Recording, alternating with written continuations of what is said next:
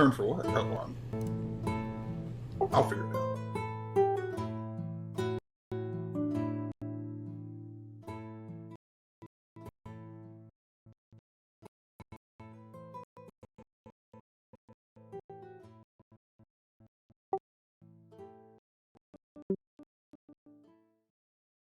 Can you repeat that? We're live. Oh, thank you. Okay, welcome everybody. It is session 2, The Well of the Worlds. And this is tonight's session is entitled Welcome to Fyrkat. Of course, you're all wondering what that is, but in due time, questions will be asked, answers will be given, and you'll probably end up with more questions. Before we get started, a couple of quick announcements. I found out the Well of the Worlds Kickstarter has been moved back to May 2nd. That's going to give us time to get some word out, get some social media rolling, try to get some people in on the bandwagon, develop some extra content. And I, of course, am not stressing about this at all, which is why I'm losing my hair. Also, April 4th, a RPG from the Netherlands, Blood and Doom, launches on Kickstarter. I was involved in that. I did some adventure design, dealt with character building, some other elements. So if you want to play in a sort of Conan-esque sword and sorcery RPG, check that out.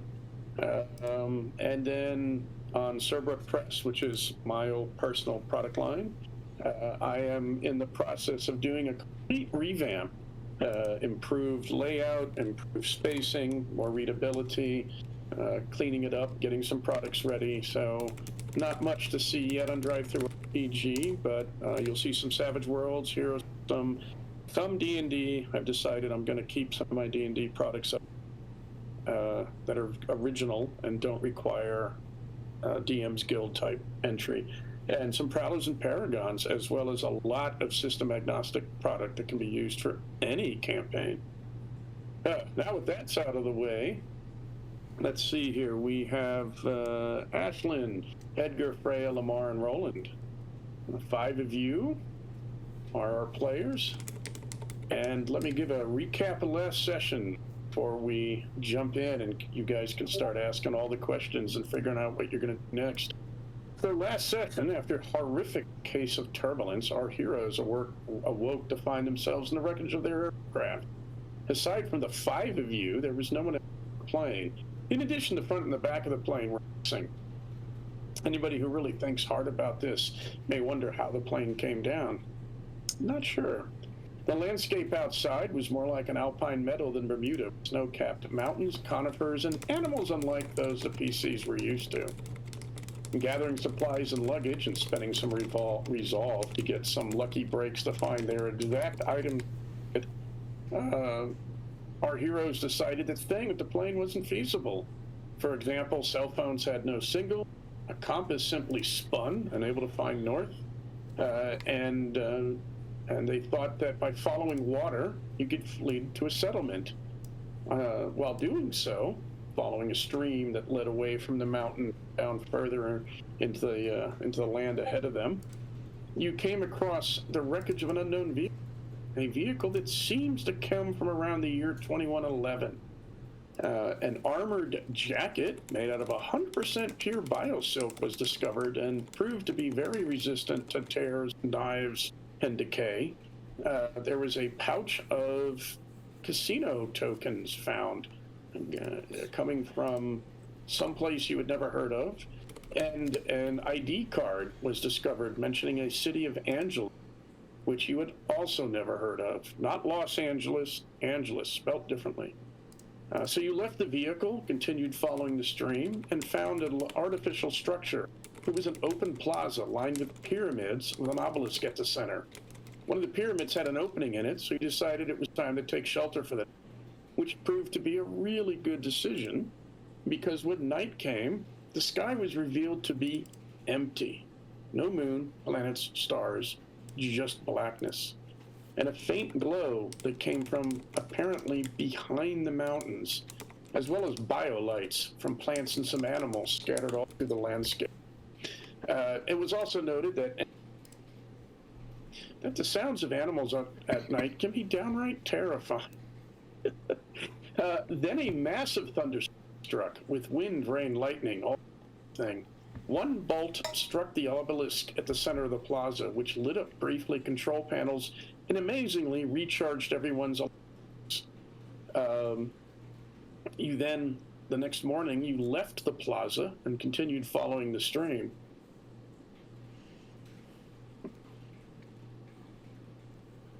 Am I?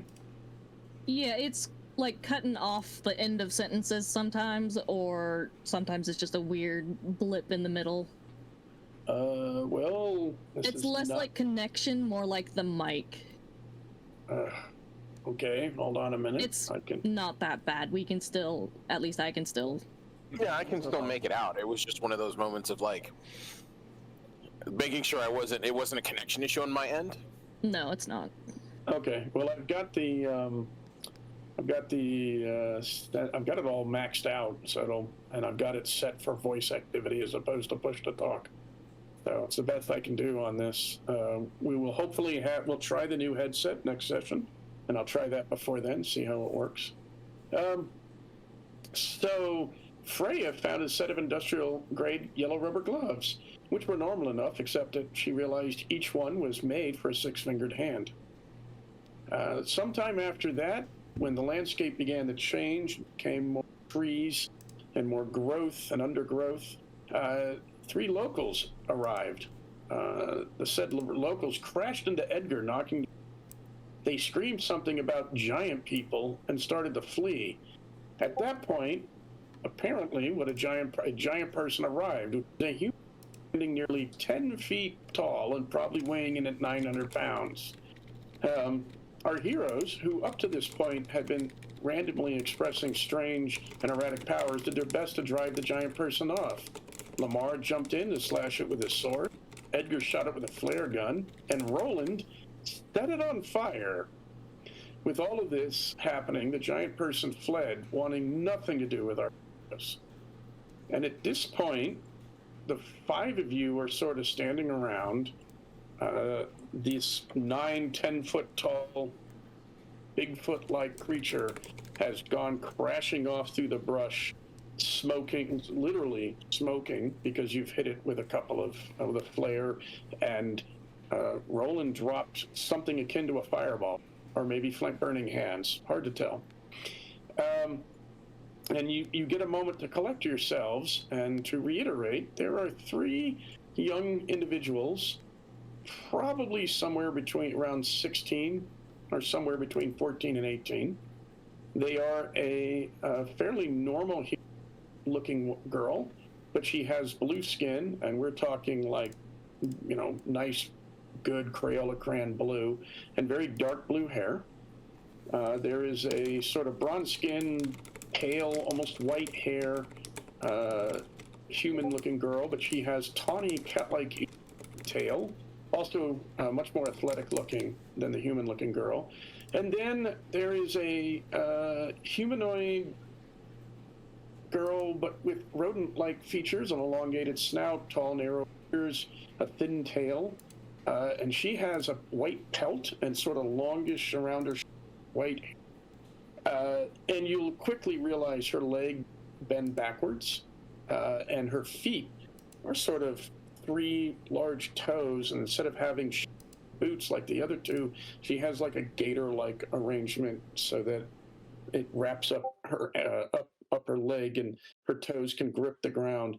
And at least one of you saw her roughly a 20-foot standing leap, and she's sort of hopping back. And the three of them are looking at the five of you, and this is where we will pick up this session. You guys saw that, right? My sword set it on fire.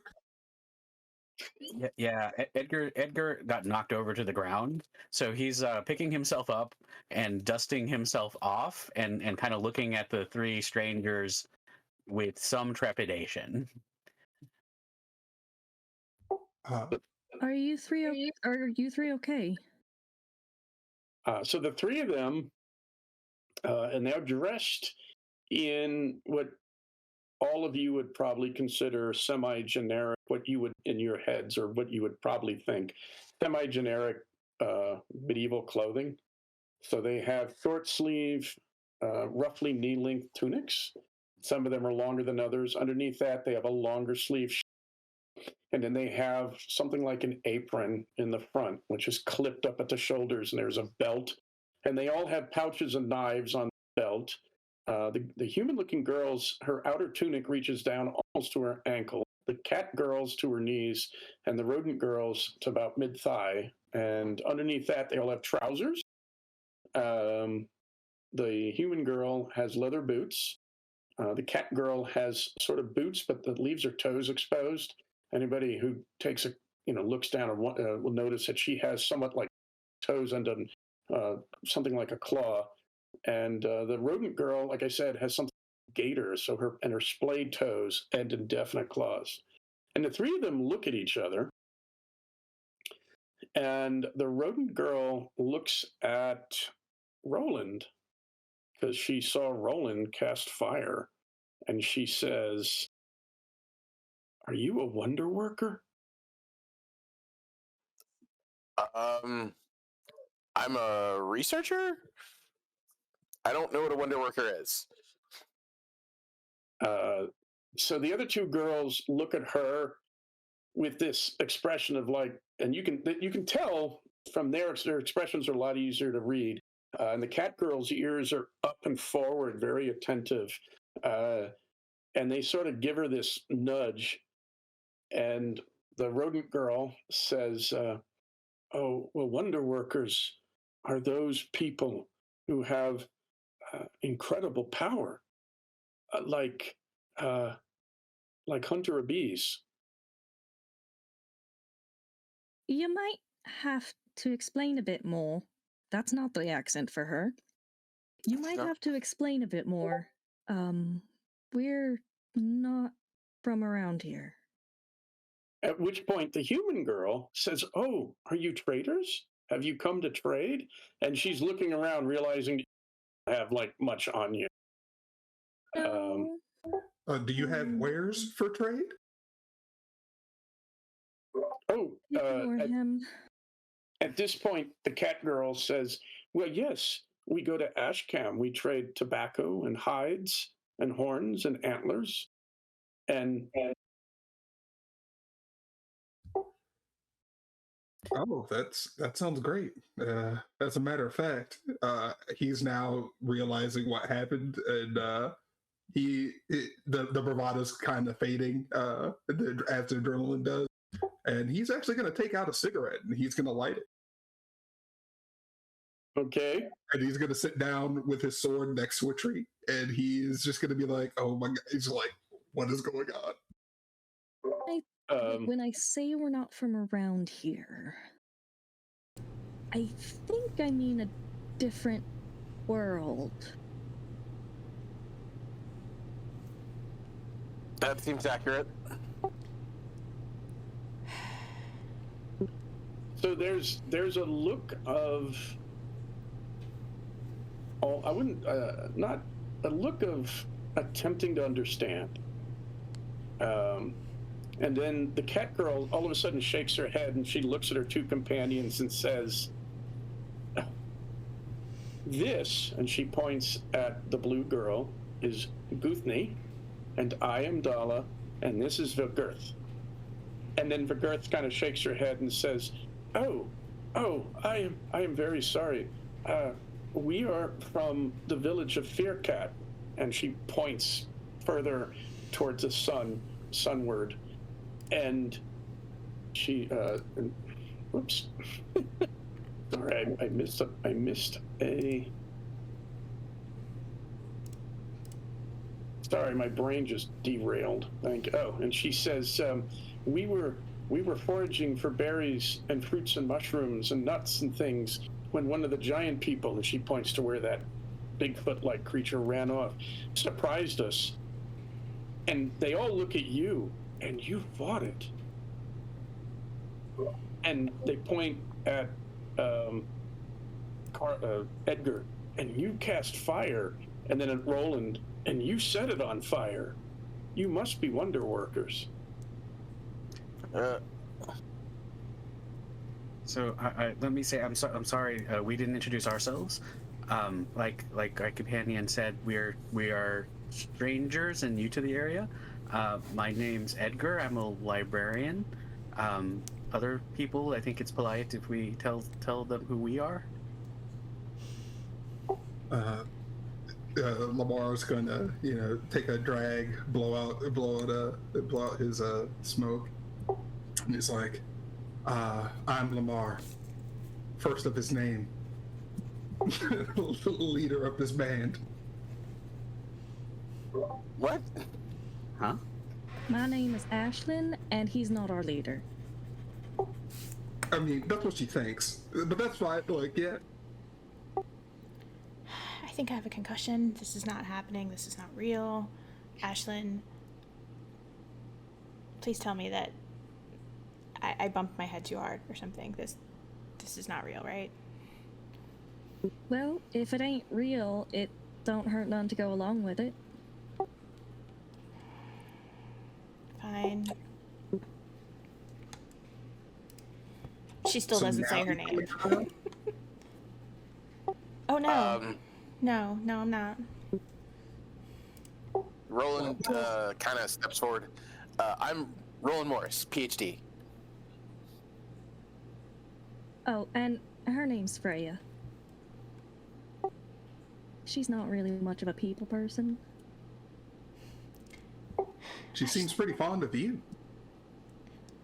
Ashlyn, you did not I have to should tell hope them so. my We name. grew up together. Oh, so how long have you guys been dating?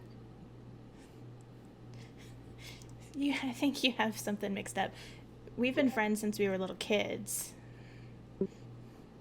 Hey, it's a progressive world. Hey, do your thing. Actually, we don't know what kind of world it is. Excuse me. Could you said you're from a nearby town? Is that right? Well, Fyrkat is not that big. We only have 4 longhouses. Well, that's all right. We'll make sure you get there safely. And maybe someone there will know what's going on. So yeah, you're gonna give us one of those longhouses for saving your lives, right? What? You can't Are you just... trying to extort them? No. Isn't that what happens? You save people's lives, they're indebted to you forever. Like, isn't that how that goes? Lamar, what? This ain't actually a video game, or a comic book, or a movie. Right, it's an anime. It ain't that neither. So the 3 girls are sort of conferring, and they sort of nod their head, and you can hear, they need to talk to the elders. They need to talk to your father and the rest. And Vilgirth sort of nods her head, and they says, if you come with us, we can take you to Fyrkat. I mean, civilization. We haven't seen any since we landed here. While we're walking, can you tell us a little bit about you notice that we all look kind of the same, like with people and such, like, but you can you tell us about yourselves, like, or about the giant person? What is this? Like, what is happening here? It's too bad we had to fight Sasquatch. I wanted his autograph. Where we come from, there's not quite as wide a variety of peoples, is what he's trying to say. There's plenty of variety where we come from. These people just don't see it. He like gets the Z head movement going. It's a different kind of variety. So, the blue. How old are your various characters? Like, who's the youngest? Is that Lamar? The youngest is Lamar, definitely, yeah. Absolutely. Lamar, you're in your early 20s? Yeah, I'm like 21, 22. So Guthnie kind of sidles up to you and looks you kind of up and down, and she says, well, I am Guthnie, and I am of the farming people. And she points at the cat girl and says, that is Dala, and she is of the hunting people, and that is Vilgirth, and she is of the leaping people. And if you go to Ashcam, there are furred people and horned people and knife-eared people, and Vilgirth cuts her off and says, and giant people dwell in the deep forests, and they are dangerous. They are immensely strong, and they steal children and livestock and crops, and will take those who are out at night. He's gonna lean over next to Roland, and he's gonna whisper, "Are the knife-eared people elves, do you think?" Roland's gonna shrug. I mean, these are very obviously not adults of their kind, so maybe? I don't know. Are knife-eaters a slur? He like whispers. How am I supposed to know this? I could do some research on it. Are we speaking English? Are they speaking English? Do we feel like... I'm going to give you a resolve there, Edgar. Because it finally dawns on somebody. Hey, wait a minute. Edgar, why don't you give me an intelligence roll? Alrighty. I have 40. And yes, you get a resolve for asking that question. Dala I was got of four. what people again? Dala was of what people again? Hunting people. Hunting. Hunting, that's right, thank you. I have 4 successes. Yeah, you are listening to this interchange, and you're listening a little more, and you're listening a little more, and you kind of close your eyes for a moment, and you try to just listen and not pay attention. You have no idea what they're speaking. Like, what they're saying and what you're registering are two different things. If you pay attention, you can catch names, but when everything else, you're not sure what it is that they're speaking, but they seem to understand you perfectly, and you seem to understand them perfectly. That's really interesting. I'll mention it to whoever's next to me or whoever I'm closest to. I'll say randomly, Ashlyn, they're not speaking English. Unfortunately, that tracks with the way isekai stories normally go. I start speaking Japanese. Can everybody still understand me? What do you say? My feet hurt and I need to change my pants. So Dala looks at you and says, well, we can get you clothes. Oh shit.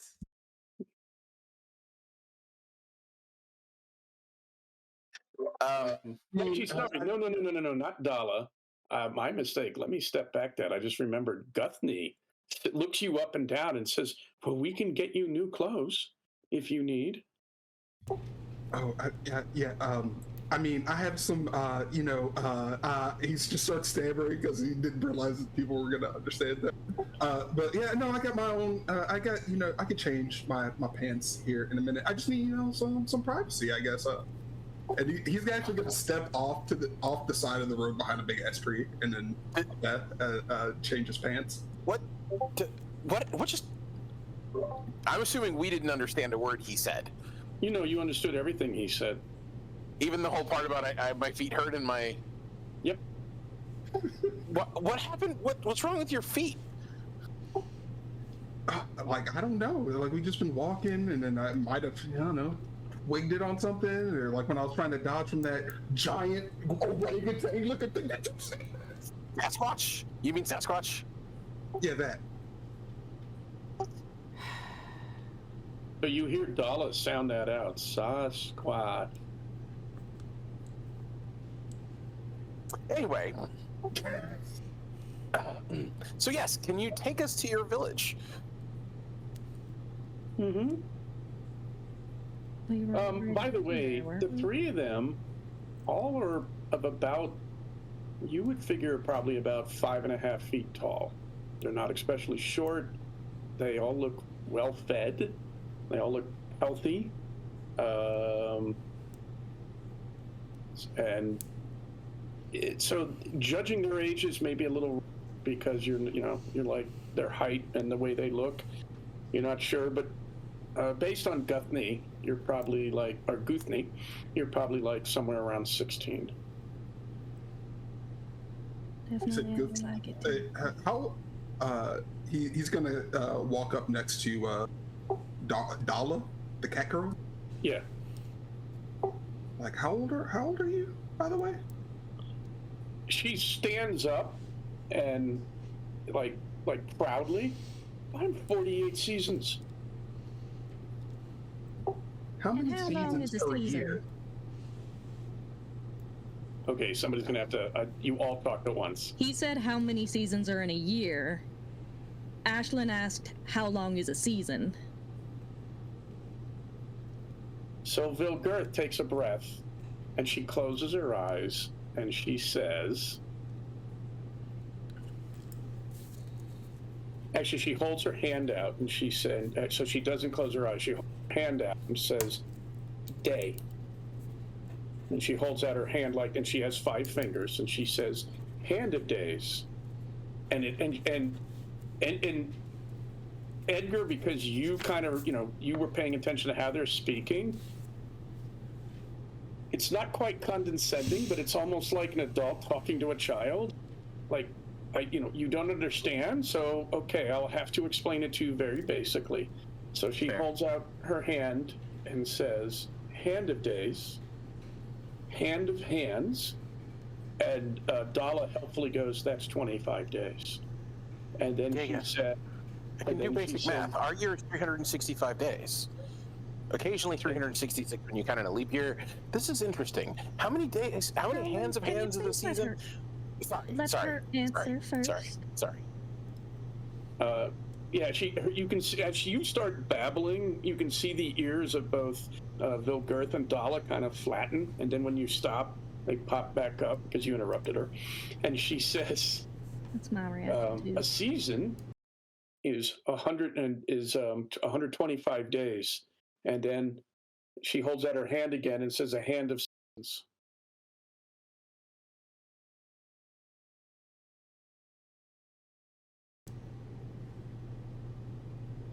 So their years are roughly twice the length of ours, just from doing math in my head. So she is 16. So you're saying he's like conspiratorially like whispering to Roland. So you're saying that their years are twice as long as ours? No. No, it's a hand of. You said a hand of seasons, right? Seasons. All right. A season is 125 years. I'm gonna take 125 days. I'm gonna It'd take be 225 days. It's 16. No, I can't do math. She's 16 years old. Yes. Yeah. Well, Roland is looking at it going, a hand is, a hand, obviously they're counting 5. A season is 125 days. A hand of seasons is 5 seasons. Mm-hmm. So you multiply 125 by 5, which is 625. Right. But Dala said she was 48 seasons. Which is 16 years and change in art if we were to divide that by 365. 48. Right. So she's 16. Right. But she's actually 18 in our time. If we math it out, he says out loud because you can see the wheel spinning in his head. Just no. Freya gives you like the dirtiest look. Like, don't even. Are you? What? So not Dala, Guthnie, when this gets done, says, not wanting to be left out, states that a season is how long it takes for us to sow, grow, and harvest grain. So you don't And she have seems she seems very proud of that. So you don't have like summer, winter, and fall, and spring. They are trying to parse what you just said, and Dala and Guthnie look at Vilgirth, and you by now you should get the impression that Dala's a bit Guthnie's a bit airheaded. She's very talkative. You think in high school she'd be in the Glee Club and would stop, she'd be at all the pep rallies. Dala would obviously be in all the sports clubs. And Volgirth, you figure, should have a pair of glasses and a pile of books. This is probably Lamar translating them, and this is the popular girl, the athletic girl, and the brainy girl. And so whenever you start throwing some of these questions out, they invariably look at her. She's so winter's like really is a cold season, and then spring is that's basically when everything goes green. Summer's very hot, and fall is when everything starts dying for the winter, and so leaves fall and change colors and all that. You don't have that here? And Vilgirth says no. So they don't have the change. Okay, I think we should go to their town because this is interesting. That's where we're walking to. Right. Oh, we are walking. Like Roland is like, he suddenly realized that you've been walking this whole time because he's been like taking notes. Okay. Thank you, girls, for explaining that to me. So Vilgirth looks at you, Ashlyn, and says, "Where are you from again?" Well, I'm not sure if it'll mean much, but we call it Earth. It's kind of redundant, I know. Yeah, And I come from the kingdom of Florida. Yeah, she puts her hands out and says, "This is the land that is." Now, Edgar, you need to, your names are backwards. Everybody else has got like their PC name first. Edgar, you realize she said like a word, and it translated out to the land that is, and she's kind of got her hand under her snout. She's, by the way, it's the culture shock has worn off a bit. And she's kind of, despite looking like a humanoid rodent, she's got a kind of a cute look to her. And very, very expressive eyes. And she says, stop. And she basically stops you. And said, and everybody else can stop. Probably stop in a moment. And she says, "You seem lost, so let me help you." And she points you, basically with your back to where you came from. And then she motions to the right, and she says, "That is sunrise. That is where the sun comes up." And then she sticks out her left arm and points in the opposite direction and says, "That is sunset. That is where the sun will go down." And she points straight ahead, splitting the difference. "That is sunward." And then she, without turning you around, points behind you and says, "That is sun back." And then she motions to everything to your right. "This is sun right. This is sun left. And that is sun front," which is basically the same thing, but there seems to be a slight difference between sunward and sun front. Anybody listening to this, the words north, south, east, or west are never mentioned. Like anything that correlates to that. Everything, all the navigation that she's giving you based on the position of the sun. Sorry, I was going to say Roland is taking copious notes. Okay. And so she looks at you, Ashlyn. Does that make sense? I think so. We have a similar means of directions, though we use different words. Yeah, those words are just as confusing as the ones you use. I'm more of a landmark and left-right type of dude. Well, In a this world is like- actually rather more straightforward than ours. Well, so Vergirth, when you say landmark kind of dude, she sort of bends down and she starts scratching in the dirt, and she like makes a circle and looks up at you and says Fyrkat, and then draws a line and makes a bigger circle and says Ashcam. And she like thinks for a minute, and you hear Dala say, Herat. Oh, Herat. And she points sunrise of Fyrkat and says, this used to be Herat. And then she makes some other circles and says, Kador, Lun, Skara, and Thurso. And then if anybody looks confused, you hear a sort of explanatory, those are other villages like ours. But Ashcam is the center. Roland is making a copy of that, by the way. Okay. It's really just a bunch of loose circles, and the only major, one is there. And then as you start walking again, Gutni says, I've been to Ashcam, and Dala, we all have. Well, yeah, but I've been to Ashcam for the market. Okay, and so, sorry to interrupt. I have to ask, which direction is your village from Ashcam? It is about a half a day's walk, sunrise. Okay. And Roland's going to draw compass rose on the map and do some other stuff. And Gutni says the Great Trade Road, and you can hear the capitals when she says it ends at Ashcam. And Dala nods, and Vilgirth says,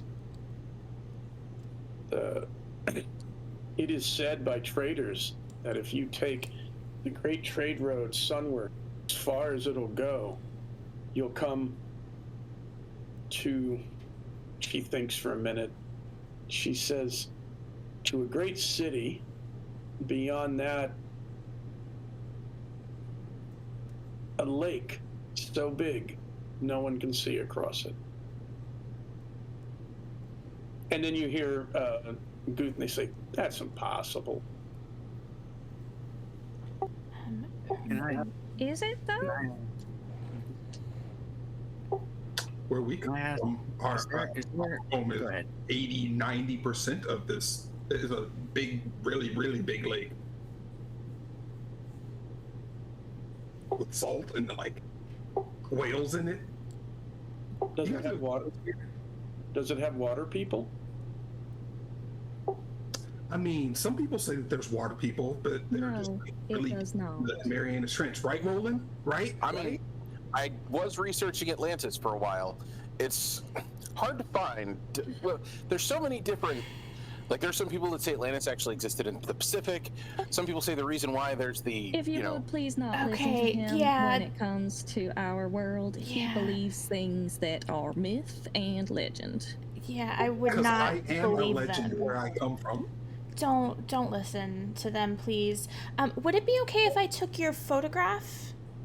And this whole time Freya's had her recorder out and she's been recording everything everybody's been saying, and she took pictures of the drawing that they did. And she like holds up her camera. Can I take your picture? They don't seem to understand what you're asking. Ashlyn, can you help me? It's like a drawing, but it does it automatically. Using So there's a electronic- pause, and the three of them look at each other and almost in unison, wonder works. And they nod. I take their picture and then I hold out the digital camera so that they can see the picture of them. Guthnie is just like grabs it, your phone, and is just fascinated. Dala kind of looks at it, like does this nod, like it's Wonder Worker business, and sort of turns away. And Vilgirth is sort of looking at it, but while Dala is sort of looking at herself, Guthnie is sort of looking at herself. Earth is sort of fascinated that this incredibly colorful picture is in a little piece of glass, big. And then she looks up and over at you, Roland, and Lamar, and says, well, if the water has water people in it, that means it is safe. There are no creatures, and it's clean and safe to drink. Ugh. Man, I wish our oceans were clean. Can I ask a question? We encountered a place that was a structure that was like obelisks and pyramids. Do you know what that is? Jeez, the girth, that was pretty nice. She kind of like thinks for a minute, and actually Dallas says, oh, we see those from time to time. The hunters do when they go out. They have been here as long as anyone can remember. Thank you.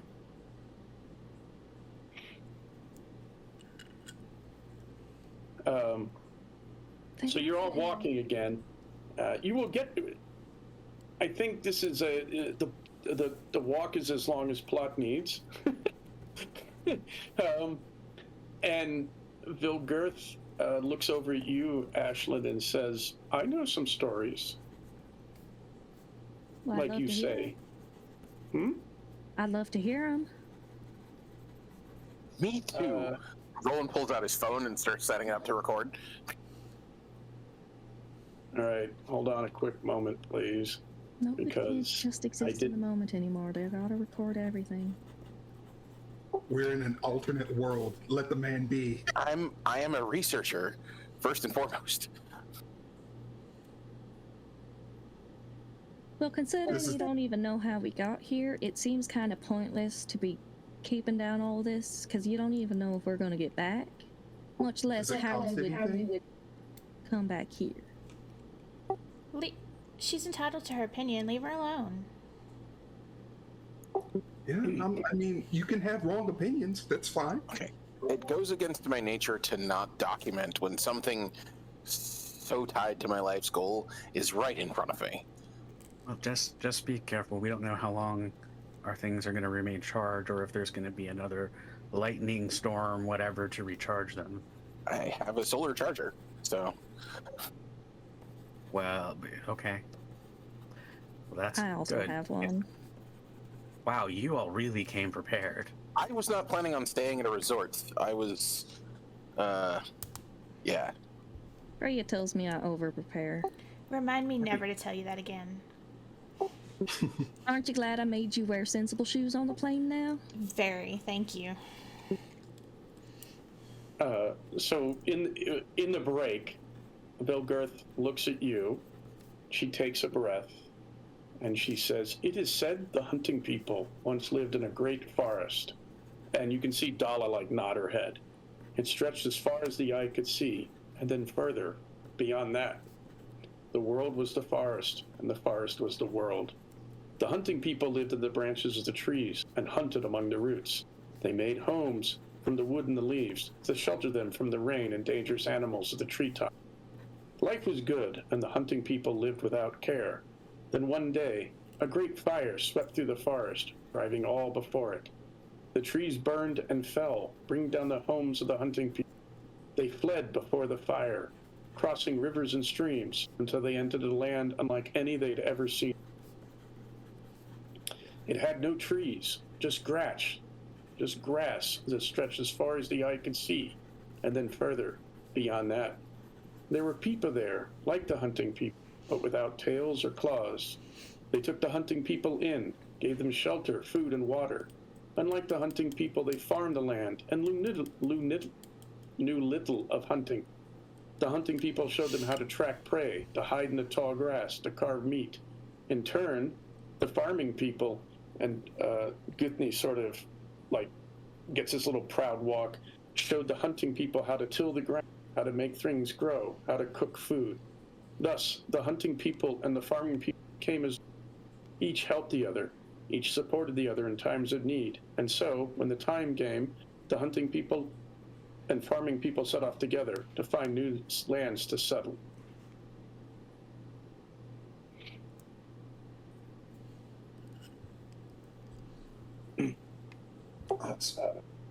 And then she points to herself and says, "It is said that long ago the leaping people lived underground, like the burrowing people do.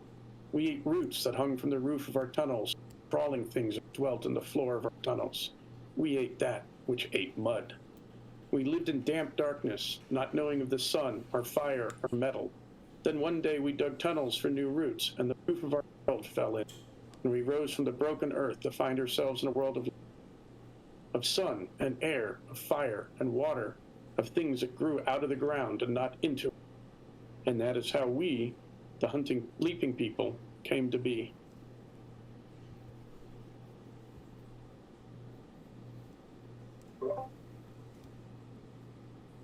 How long ago have your peoples lived together?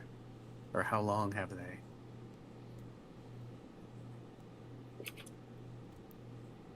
So one of the potential Kickstarter products will be a book of folklores, legends, and myths. And Well, you've sold me on it. oh,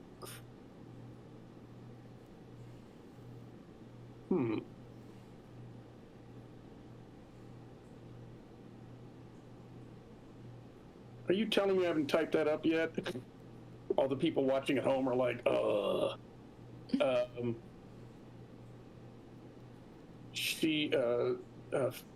Vilgirth says that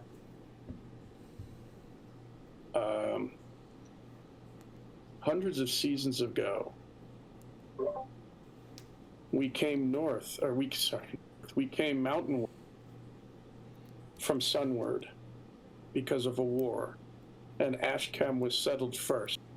And then as it grew larger, people left to settle their own villages. And so some 300 seasons ago, Fyrkat was settled, and we have been here ever since.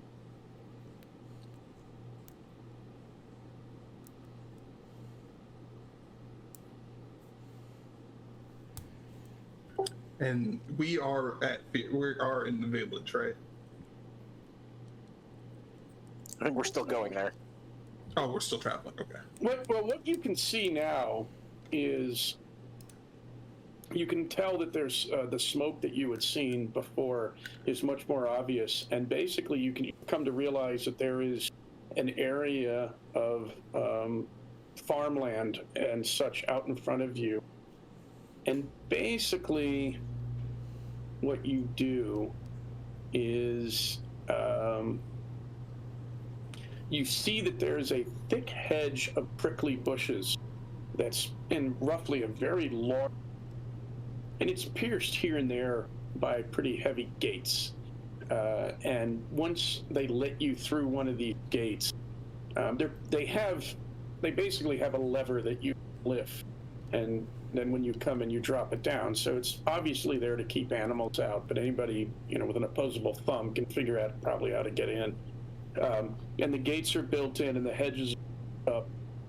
Anybody who has read, like, Lord of the Rings might think of the Great Hedge that is on the eastern border of Tukland and protects the Shire from the Old Forest. It's that sort of same thing. Anybody who's been in Africa, the plains, may think of the thick prickly bushes that surround villages to keep wolves out. Sort of the same sort of thing. And inside, you see just fields of what is obviously also grains, which, you may recognize, some of which might look like corn, what looks like root crops, and then big leafy plants that Lamar may or may not be like. That looks like a kind of tobacco. And you can also see that there are pens for animals, and then in the center area of crop of fields, there is a berm, earthen berm with a wooden fence, and it's pretty much, there are 4 entrances sort of lined up, sunrise, sunset, sunward mountain, and there are like watchtowers that stand up over it. And you can't see anything inside that, but you can see like smoke is obviously coming from chimneys or cooking fires or something. And in the area around where all the crops are. There are barns and livestock pens and such. And as you're coming along one of the major, basically coming along a major path, because the whole thing seems to be split, and you are coming from the mountainward gate going to the village, which is at the center, and its mountain gate, and Guthney's out in front, like waves her hand and goes, "Mr. Grimm, Mr. Grimm," and you see leaning on a fence with a pipe that he's sort of puffing on. You see one of the leaping people, but he's somewhat taller. He has the same sort of general clothing that Vilgert does, but he doesn't have the apron. But he has this sort of long vest or coat. He has a haversack over his shoulder. He's puffing on a pipe, and he has a big, broad straw hat, which of course has holes for to poke through. And he's kind of a pale gray, and his hair is extremely white and falls down past his shoulders. And he has bundles of leaves around him, but seems to be taking a break. And he doesn't say anything, but he watches all of you, all 8 of you, come up. And he just looks at the 5 of you, takes sort of drag on his pipe, and then breathes out a big cloud of smoke. And Guthney is almost jumping up and down, and she's like, "Mr. Grimm, we were foraging in the forest, and a giant person appeared, and Dollop, just one, and these wonder workers showed, and they cast fire and flame and drove it off." And you can see Vilgert kind of like nod, but not say anything. And Dala pitches in and says, and points at Lamar, and he fought it with a sword. And Vilgert said, "And I'll do it again too." And he raises his fist. So Vilgert looks at, so Mr. Grimm looks and sees your sword, and he sort of takes another drag on his pipe and lets out a cloud of smoke. "Are you a Huskarl then?" If that means great warrior, then I guess so. Sir, pardon me, but I don't know that we actually are wonder workers. We're not quite sure what those are precisely. We're not from around here.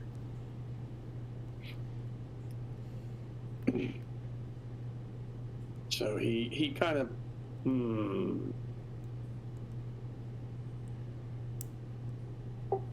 I have heard. He's a blast at parties. I can already tell. She is, thank you very much.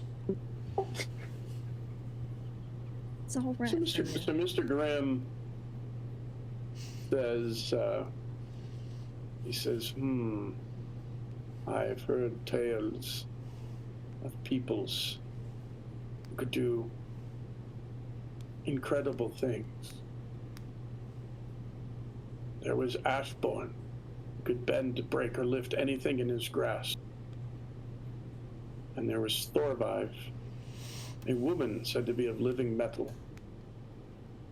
Those are wonder workers." I don't think any of us fit any of that description. "But he cast fire. I saw him, both of them." And Guthney is pointing at Edgar and Roland, who, admittedly, Roland, you sort of cast fire right from your hands. Edgar, you kind of did it, but the flare gun, helped a lot. I really think this is just a big misunderstanding. We happen to be at the right place in the right time. Whatever mystical, wonderful things people think they saw, there has to be a different explanation for it. That one just had a flare gun. Yeah. While you figure this out, I'm gonna go ahead and clean my weapons. Is there any kind of ordinance or like custom against live steel being in the village or anything like that? if you are a Huskar, then Yeah, I am Huskar. Let's go with it. Well, okay, for those of us who aren't, what is a Huskarl? one of the Jarl's housemen. Well, then he is not that, because we're not even from here. I'm not sure We're- what word they're using, but that's a Norse bodyguard servant person type thing.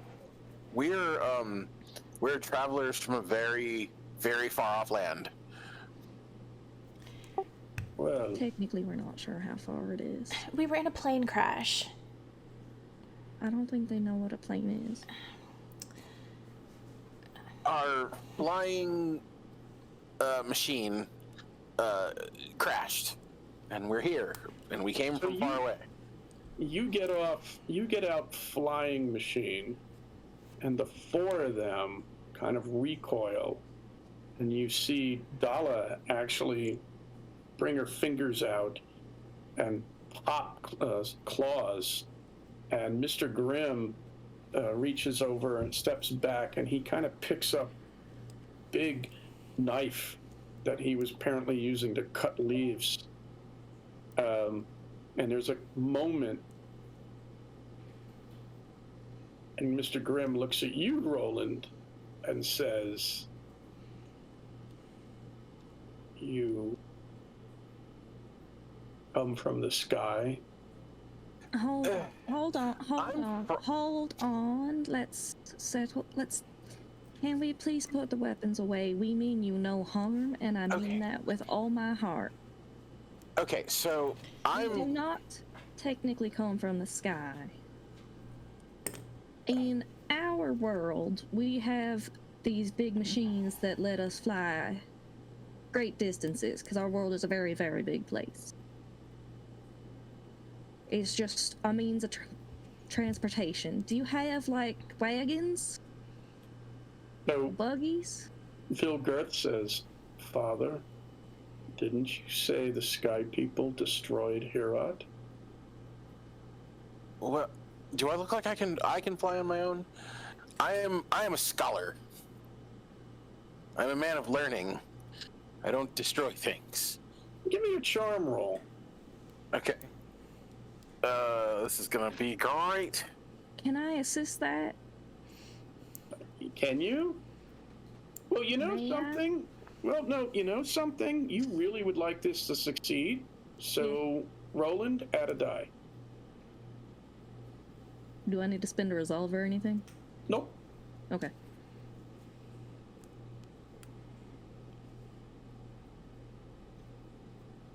I got one.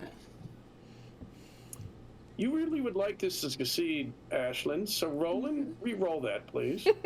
Okay. No, you don't have to spend any resolve. Okay. However, Roland, please note that for this scene, you have already gotten a free re. Fair enough. Is there? Oh. Okay. Can I? I don't remember exactly what resolve does, but is there any way for me to buy more dice? Yes. How much resolve do you have? I have 4. You can add a die for each resolve you spend. All right, I'm gonna buy 1. So I'm just gonna buy 1. Okay. Now, I will say this. You already did your re-roll? Not yet. Okay, so add a die and then re-roll the whole batch. Okay.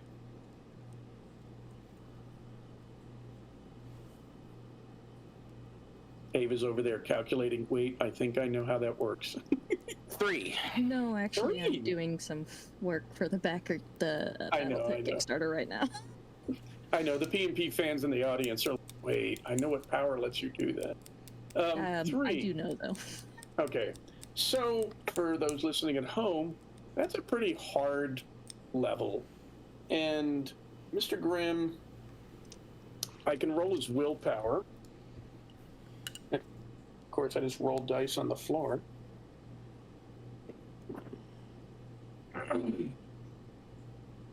So he relaxes. you got several more successes than he does. So he relaxes. He does not let go of this big knife that is obviously used for. That is my addendum to your desired outcome. What is your desired outcome? Roland would like for them to actually like open dialogue with, preferably without them wanting to cut him open. If he has to, he's like, I can prove that I am a scholar. I have my, scholarly like tools with me. So as Mr. Grimm sort of relaxes, you can see the other three girls relax. And what he says is, looking at you, he says, it is said that sky people come out at night and they fly on arrowheads, spear blades of great size, and they take away villages in the night.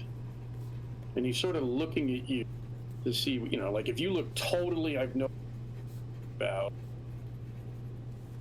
How villages? So Roland's gonna, like, based on the description, and if I have to make a drawing, make some kind of roll to make a drawing, he's gonna like actually draw something and like show it to them, something like this type of deal. You try to draw like you're trying to draw an airplane. No, what he's doing is drawing the thing they described. I wouldn't do that. Because now he's curious. So like he's sitting down, he's like, okay, tell me again. Arrowheads, and like he's gonna draw an arrow, like this, right? Like it's one of those things. Like now he's curious, so now he has to know. Roland, sir, I don't think that's gonna help matters any. I will say, based on your statements. Go ahead. So the rest of you, while Roland is doing this and Ashley to Freya, actually, what you can hear is you can hear like Dala talking to Vilgirth, and Dala says, he's one of the sky people. He seems really bad at it.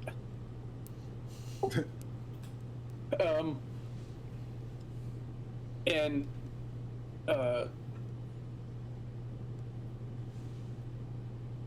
Mr. Grimm comes up to the fence and sort of leans over it. He's pretty tall. He's about 6 feet tall, and you've gotten. I mean, he moves with a hopping gait that you've sort of gotten used with Earth.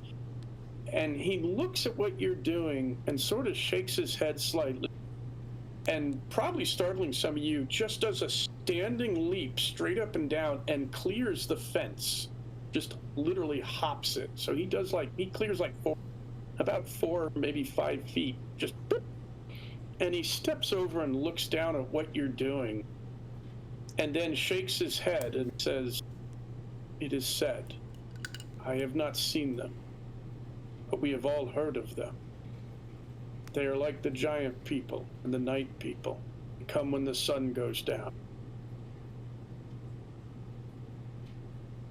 Lamar's gonna point to himself, and he's like, "Do I resemble the night people in any kind of fashion?" Mr. Grimm holds his hand out about 5 feet off the ground and says, the night people are this tall, and they come at night and steal children and livestock and eat the dead. They sound like Fae. Like fairies? Yes, like Sounds like a lot of people steal children in the night, so I understand the fence now. I was just thinking the same thing. Hey, Roland, pass me your sword. I'm gonna do some maintenance real quick. well, I didn't use it, but sure. He like unhooks the sword and hands it to him. Okay, so, Mr. Grimm, yes. I have not introduced myself. I am Roland Morris, PhD. I've spent many years studying the history of my own world in order to be able to find the evidence that wonder workers walked our land. We didn't come here by choice. Well, we came to your village by choice, but we didn't come to. And he tries to. He's the land that is. You know, I think that's like he looks over to kind of get the reaction from the girls because they're the ones. Like one of them said it when they were around him. We came from a place that we call Earth. I specifically come from a place on Earth called California. I don't think that's going to mean anything to him. So, if these places don't sound familiar to you, or if some of our mannerisms are odd, that would be why. We don't mean your people harm. We're travelers who have lost our way. I just want to get back home. You have saved 3 of ours from one of the giant people, which is more, I think, than Sky or Night people would ever do. We will talk about this. We will bring the elders together, and you can explain to all of us your story. Come. And he starts walking toward the village.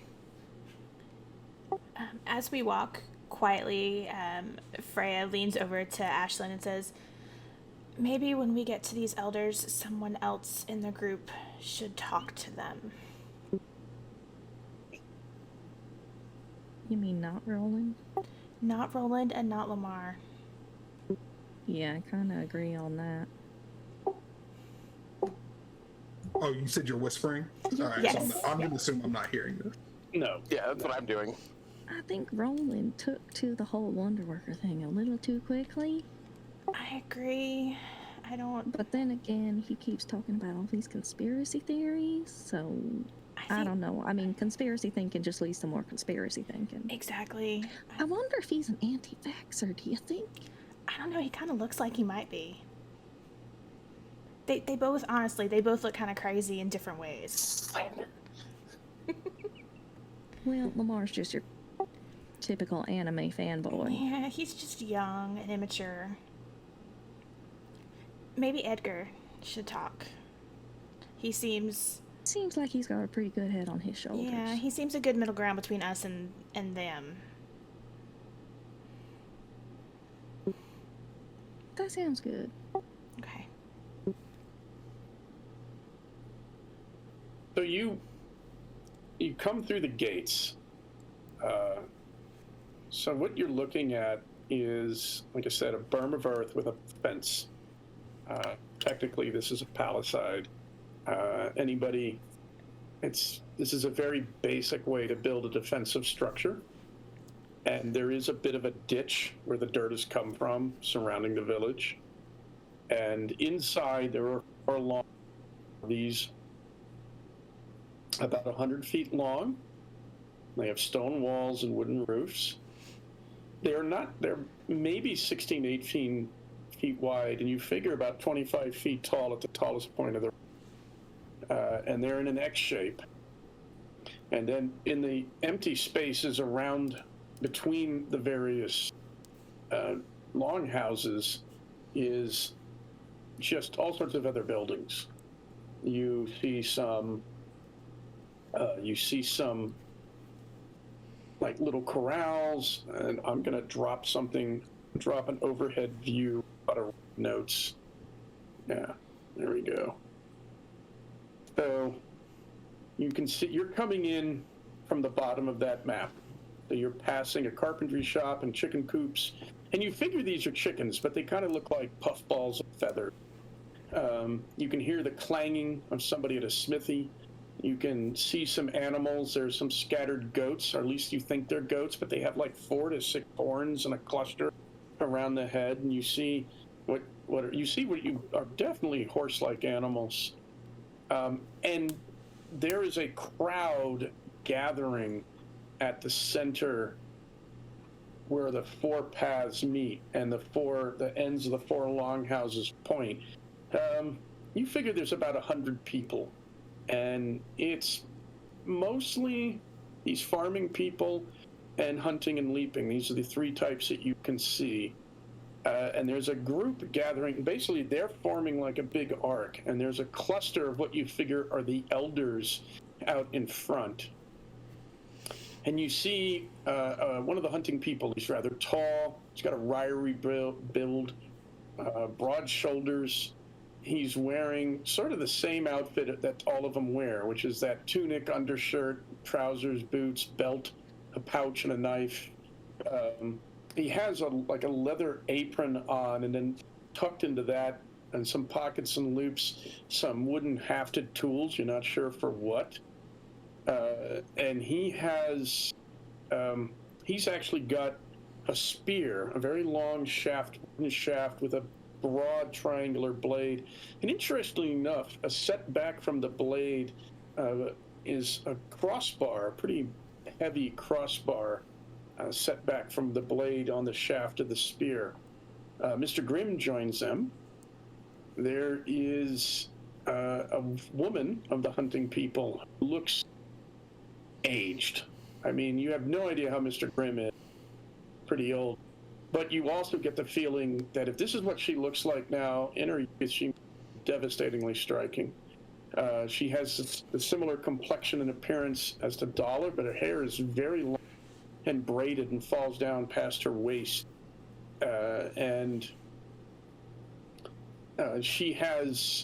She's actually got a basket with her, like was in the middle of something. So she's got a basket that is filled with all sorts of plants. You're not sure, and she kind of drops this knife in there and sits down and looks over, and she's looking at the five. Edgar, do you think you could handle the talking here? And Edgar will look at Roland Lamar and say, "Sure. I think I can speak to them. Yes." Thank you. So there's another blue-skinned member of the farming people, but he has orange hair, and this is where you would read that the farming people do not have blue skins. They have black and white and gray and red and purple and green and orange and yellow, and their hair is either of a similar color but darker, contrasting. He looks extremely old, and is sort of standing there behind some of the other village elders crossed. And while you're all coming over from your right is one of the biggest people you have ever seen. He has red skin and reddish black hair, about 6'8", and any of you who had ever watched Game of Thrones, it reminds you of the Mountain. And he is big, and he has a very heavy leather apron on over his regular clothing. It's kind of burned and scorched, and he is holding a hammer. You might it's those of you who might understand wood know it's crafting. See it possibly as a smithing hammer. And he's got leather gloves to go with it, and he comes in, and he's easily the tallest and biggest in the entire village, and there's a scattering of people coming with him, including a woman who Lamar thinks if she had green skin would make the perfect She-Hulk.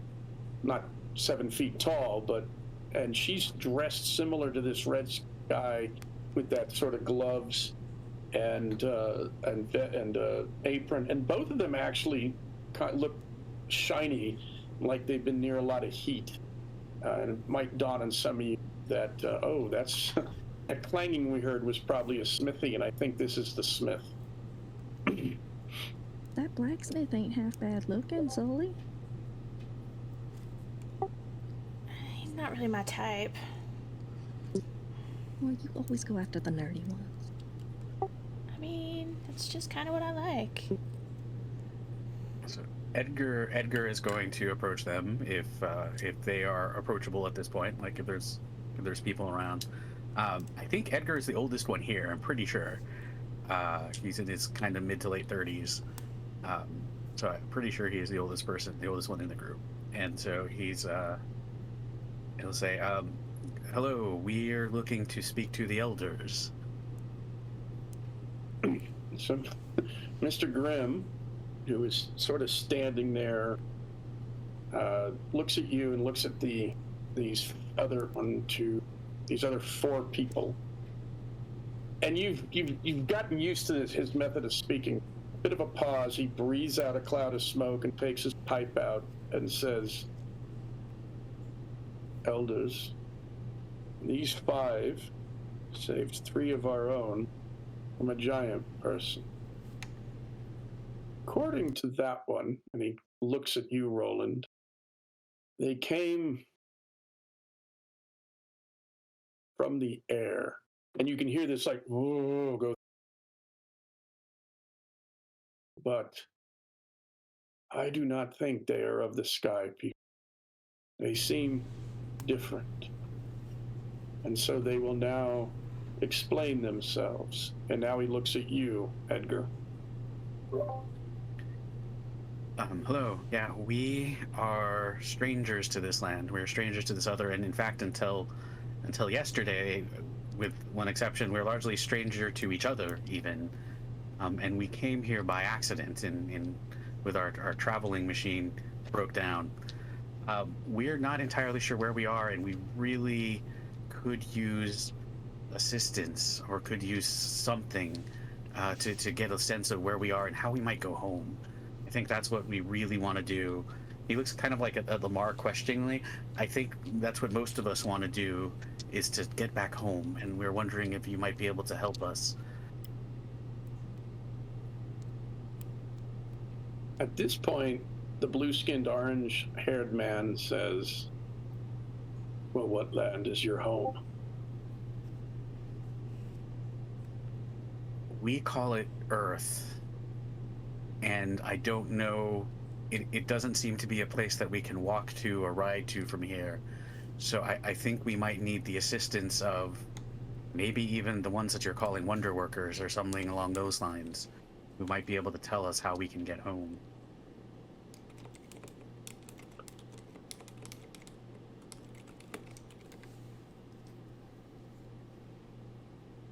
So the 5 of them kind of look at each other, and there's a bit of talk. And Mr. Grimm comes back and looks back and says, "We know of no wonder workers personally. We have not met any. All of us have heard stories. If your land lies far away, perhaps when the next trade caravan comes to Ashcam, you can speak with them. They have heard of, maybe they have heard. They say they come on a trip of several seasons, from far, far to sunward, further than we can possibly imagine, through many other lands. Perhaps they know of where you are from." I think that would be a good idea if we can speak to them. Do you know when they might be traveling here again? About half a season, when the crops are ready. Let me ask also, are there other villages and towns that we might ask or look for people to ask about our situation? You could go to Ashcam. It is much larger than our village. It has 4 times as many longhouses and other buildings. There may be the people there that know more than I. I appreciate your graciousness and your hospitality for allowing us to be here. He looks, and Edgar will look at his companions. Did you have anything that you wanted to ask or say specifically, or request?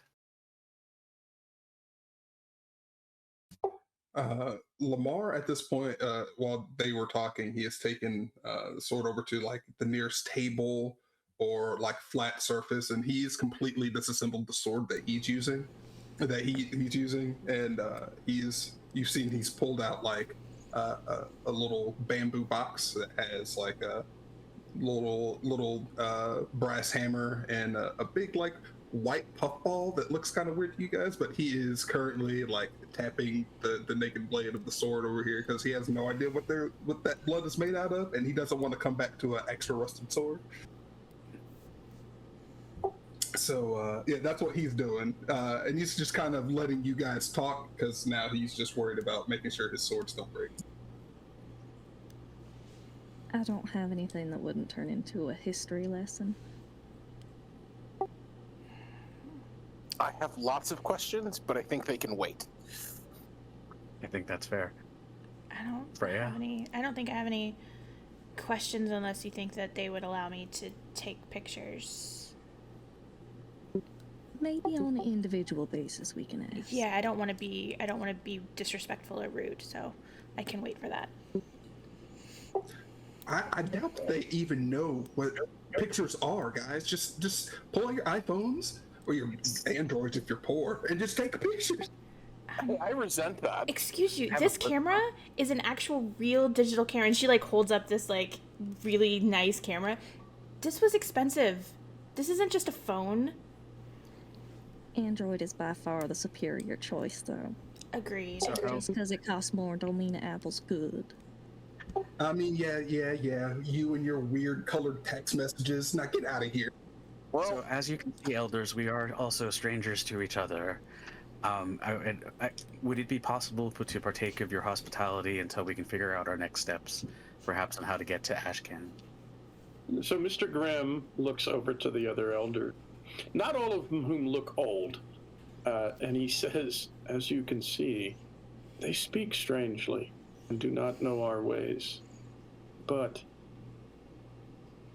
I think it is only proper that we thank them for saving 3 of ours from one of the giant people.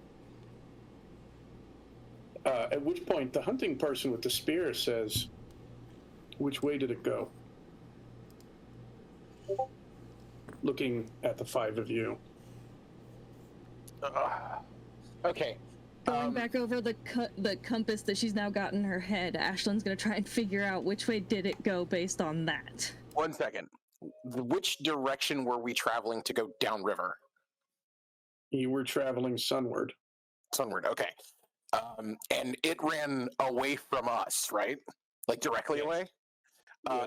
Yes. So we last saw it traveling sunward down the river. No. It went away from you at a right angle, so it went to sunset. Oh, okay. So it went sun right? I think that's the term? Towards the sunrise. Sunset. Or to the sunset? It Yeah. went sunset. Is it Yeah, like Roland's like doing this with both hands, like the left and right. Like it's easier if it was. So then the hunting person says, Dala. Dala says, it ran away to sunset.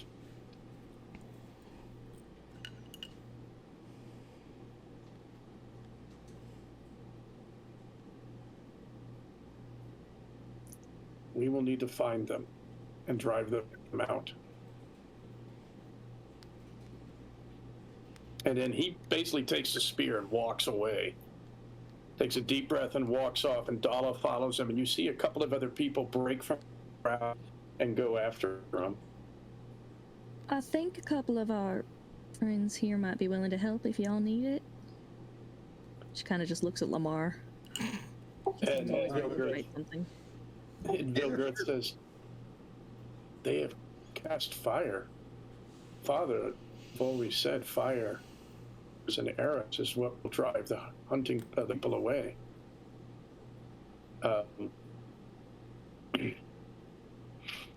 And then the huge, the 6'8" guy kind of looks at you, Lamar, because he had said you might want to help.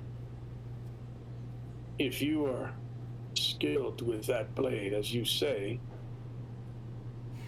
we could use one such as you to drive them out.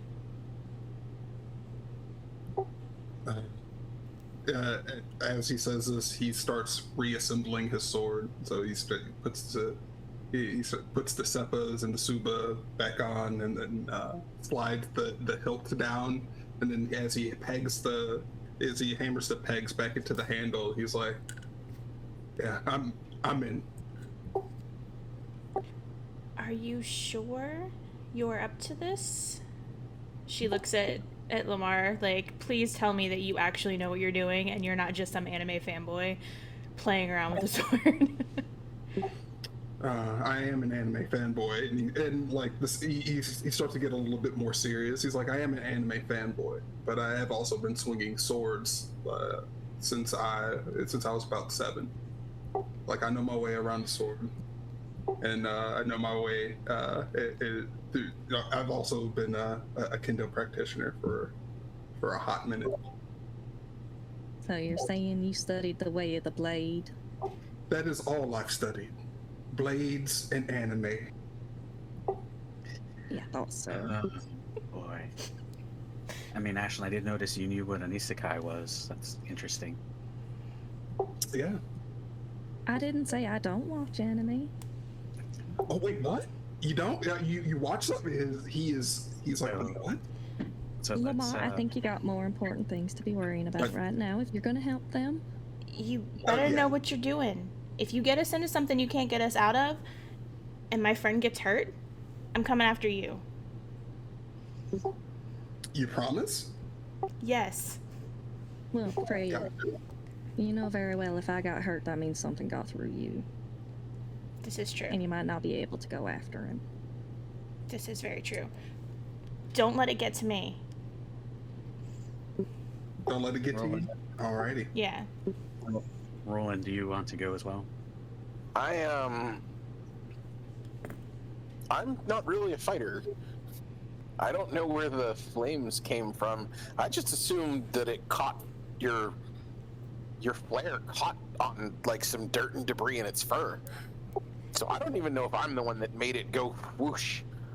Enough. That is a very good theory. Enough of this. Everybody, we have weird craziness going on. This is not the first time you set a fire. I spent like 20 minutes the other day trying to set one after you. No, you know how to do this. Okay. No, weird stuff is going on. Accept it and move on. All right? I hate how both of you have points. Yeah, I'll go as well. Ash, what do you think? Should we go or should we stay? Well, I can at least help patch up anybody that gets hurt in a fight. I know some pretty decent first aid. Alright. I guess I'm not gonna let her go with fanboy over here by herself, so I'll go too. Honestly, the safest place is probably behind Freya at this point, so... So Trying to Scooby-Doo this, all right? This is weird shenanigans. So the woman of the hunting people has walked up to you all, and like everybody else, one thing that you've probably noticed is everybody else is taller than you expect. Like, they all seem to be in very good health. They all seem to be well fed. They all seem to be in pretty good physical shape. They all are on average taller. They also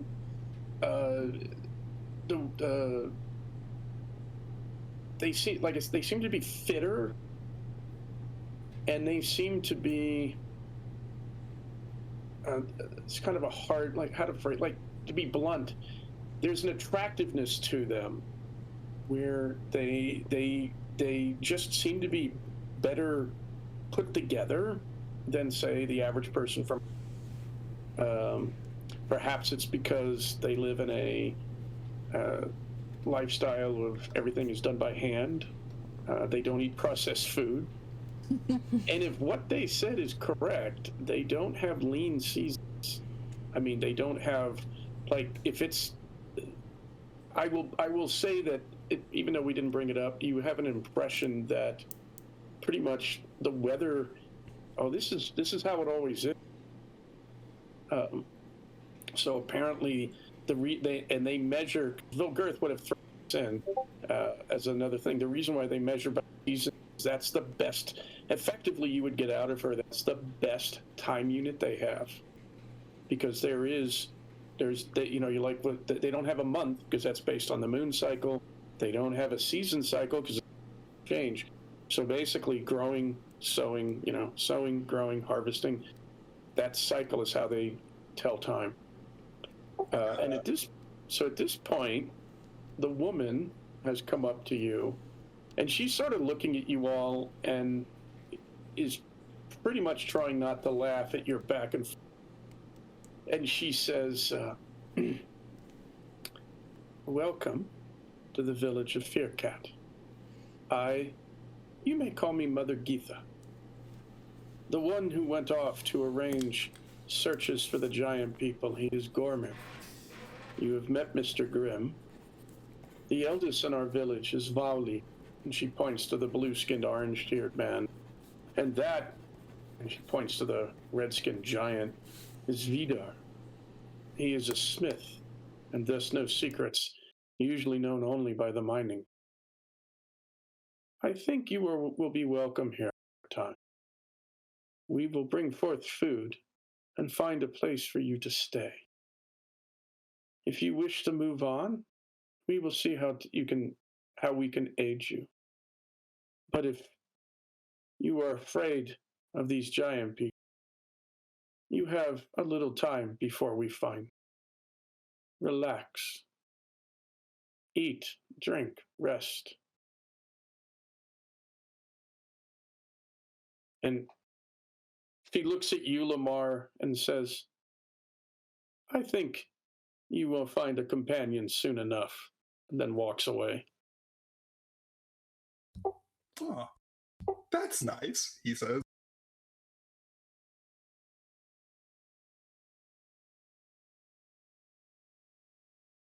Anime boy and an isekai.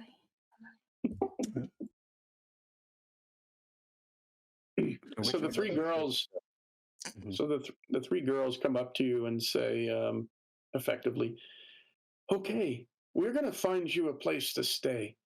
You have any space in your room? Where? Really, Lamar? What? Shoot or shoot? Well, that was a really bad shot. You don't typically start off with that. Yeah. It's just okay. You're right. not the gentlemanly thing. You're my bad. My bad. You're right. So what should I do? He like kind of leans in. You can kind of get the feel that even though he is big and well built, that he is obviously very awkward around women. Well, of course he is. He's an anime fanboy. Who studied the blade. All right. So to interject, who did you ask? Whose room did you do you have space in your room? Who did you ask at the Dala? Yes. All right. So she looks at you and says, "Are you married?" Absolutely not. And so she points at one of the longhouses and she says, those of us who are old enough to leave our parents but have not yet married live in that one. And she pointed, and then she thinks for a minute and points to two others and says, those are for the married couples with families. And then points to another one and says, that one is for the elder. The elders is how she puts it. And then Vilgirth says, if you wish all to stay together, perhaps we can empty a storeroom. And you can stay in that for a time. I don't think you need to go through to those troubles for us. You know, Roland looks at the rest of the group. He goes, I'm used to sleeping under the stars, but there's no stars. That's a strange thought. I do not know that word. Where we come from, the night sky is filled with tiny lights. So you know how the sun, it comes up into the sky and then leaves at the end of the day? Yes. Well, where we come from, there is a bajillion, which is a lot. It's a big number if you guys don't know what that means, of those in the sky. But they're just really far away. And the only one that we call the sun is the one that's really close to us. Why do we let him speak to anybody? Because am I wrong? Even if you try to stop him. Technically accurate. I'm trying to. So Vilgirth leans over. Whoops. There we go. Don't want to get feedback. So Vilgirth leans over to Ashlyn. Is he okay? Well, he's a Makes any man, sense. so I don't think so. Say, well, while everyone else was studying, he was studying the blade.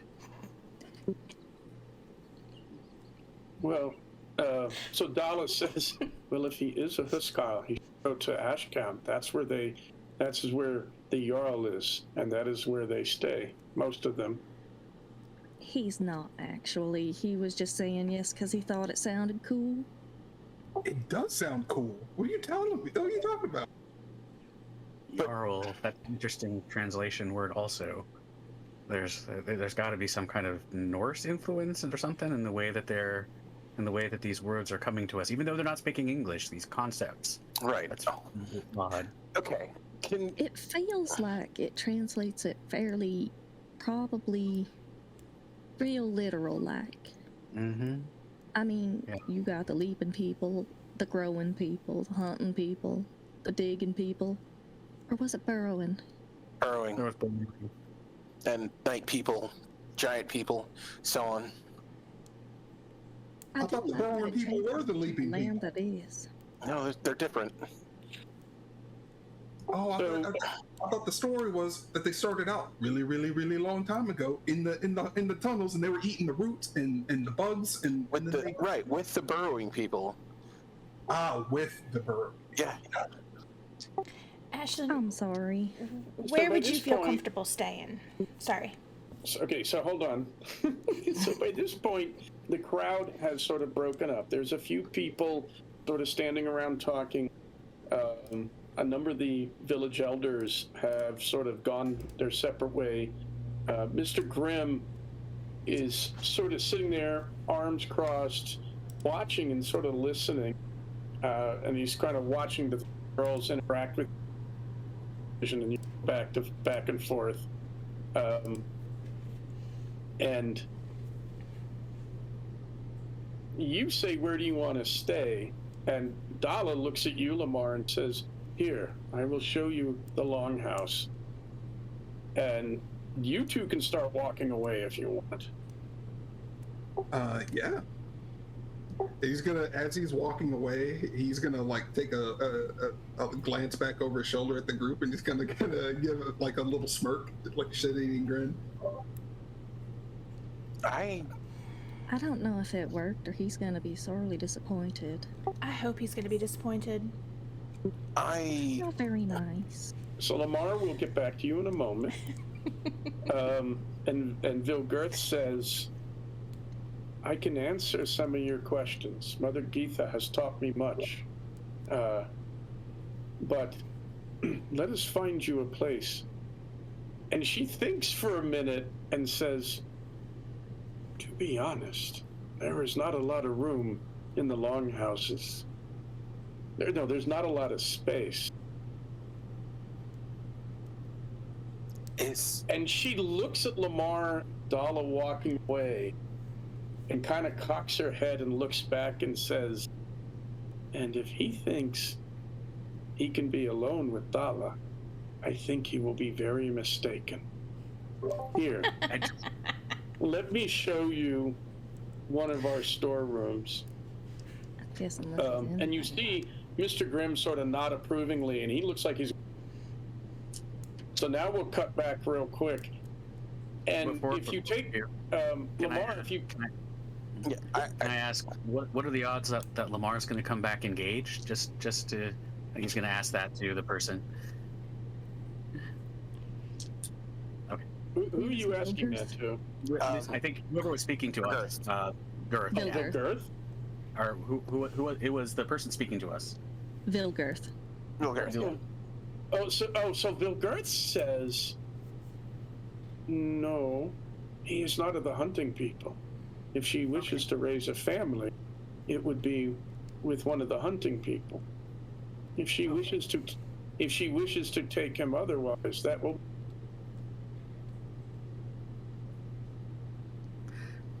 I didn't hear any of that last bit, unfortunately. All right. It's okay, you weren't there. So Lamar, Dala leads you to this longhouse, and you realize that once you get inside, it's complete. There's a storage area at either end, which is where they keep whatever. You're not sure because there's just a little room at either end, and the rest of it is open except for ceiling. And everybody has like a niche on either side that's sort of built into the walls, like a bed.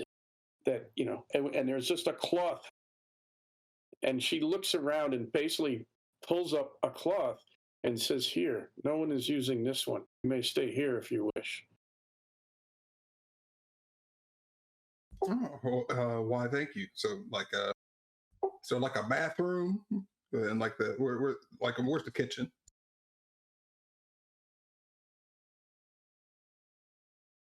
So she looks around and basically points at like a bucket on the floor, which is currently empty, and then says, "Food will be prepared at the fire." Okay. And if Lamar has been to Japan, she's showing you like equivalent to a coffin hotel bed. That's about how much space you have. Gotcha. With less privacy, because you realize there's just like this cloth hanging down over each. So where do you sleep then? And she points to another one further on down. Oh, okay, gotcha. So I'd be in here by myself and like not with you at all?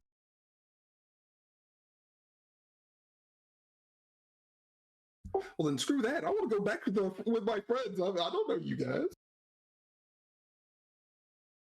Do you want to be with me? Yeah. Right? I don't know. Maybe? I mean, only if you want to. And he starts doing the light.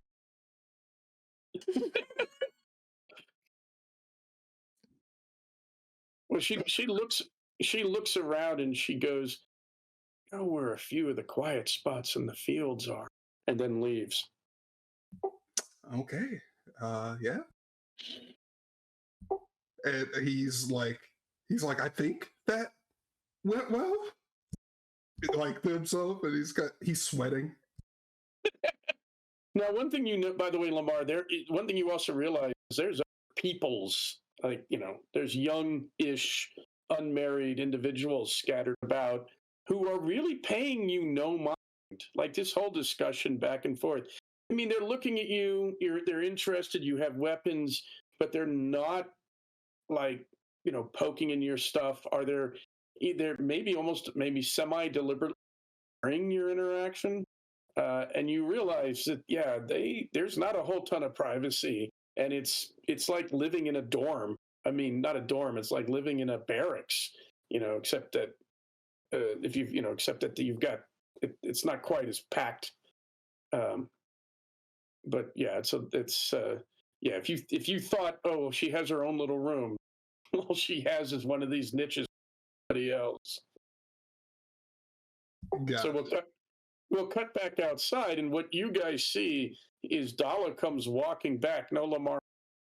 And Bill Girthis leads you, and if you look at the map I dropped, there's a couple of buildings at the top of the map. She leads you to one of those and says, and to give you if you want to get a sense of scale, realize that 100 feet is roughly the length of one of those longhouses. So those are, some of the buildings are fairly spacious. But she points at these storerooms, which perhaps carry dried goods or foodstuffs or raw materials or things, and says, "You can stay here if you wish. You can empty one out." Is there a danger for sleeping under the open sky? Is it the sky people? Yeah, we'll break in 15. She says, "Well, as I have been told, if you do not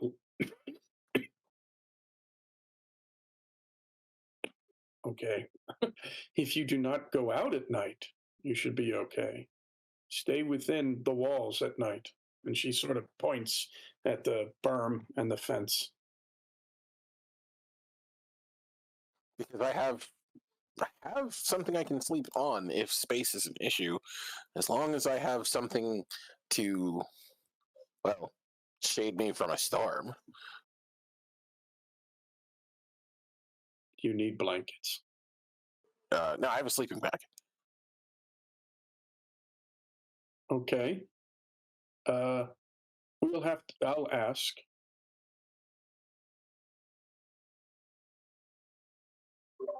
Yeah, I'm okay with the storehouse. I can help clean it out if needed.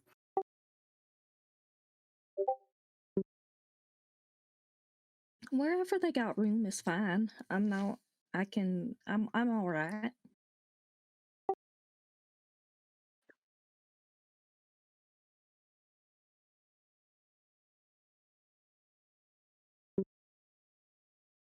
I'll help you with the storehouse.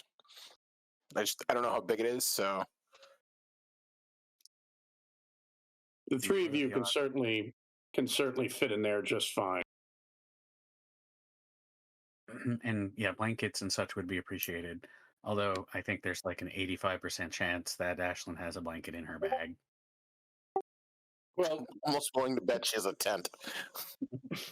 so okay, we're going to take a break here. So real quick, as you start, the three girls help you out. Guthrie keeps running and getting like little things here. You might need this, and this is blankets and a bucket and other items. Dala and Vilgirth, there's not a whole lot of stuff in this thing. It's basically like a lot of cut wood and items and such, and baskets of charcoal and all that. And you can clear it out. Guthrie shows up with a broom, basically a stick with a lot of bristles attached to it. You get it, cleaned out. You can start putting your stuff in there. And so when you guys come back, we're gonna take a break now. We'll come back around 8. If you need a little more time, that's like about 10 minutes from now. If we need 15, 8:05, 8:05, and we'll see what you guys plan. Certainly, also, I will make a note. We don't have to do this day by day. We have a little bit of time, but I have a suspicion at first, at least, you're going to want to have more questions and figure things out. And the other thing that you will note is some people are starting to put together like tables. They're bringing out tables and such, and apparently preparing a somewhat large meal, maybe for your benefit. And it is getting closer and closer to later and later. All right, we're back from break, everyone. So I think at this moment, just to get everybody back together, Lamar, you're heading back to, right? You said? Yeah, yes, I'll come, realizing that I'm just in the longhouse with a bunch of random strangers. I guess I'd go to the storehouse with a bunch of random strangers, but at least we shared a flight together. Okay. So you're going to find everybody else gathered around the storehouse. They are cleaning it out. They're getting it set up to live in. I believe Roland is setting up a sleeping bag outside, but Ashlyn, Edgar, and Freya are sort of setting up things inside. You've got Vilgirth, Dala, and Guthrie helping, and they're bringing like extra things. Like I said, some buckets, some blankets, maybe some bowls and spoons and other such items that everybody's going to need. And they're doing their best to help, and not like, they are certainly figuring out what you want and getting it, or helping move things, and they're not getting in the way, and they are smart enough to get out of the way when things they don't fully understand, like putting your earth stuff around and setting things up.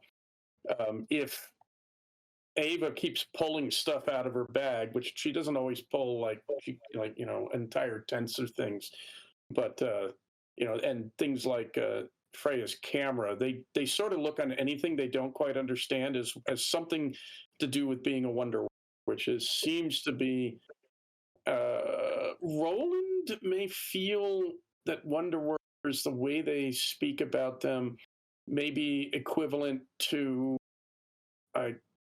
mythical heroes. That may be kind of the impression you get. So, Lamar, you arrive to see your new companions engaged in effectively setting up house. Oh, yeah. You guys need help with anything?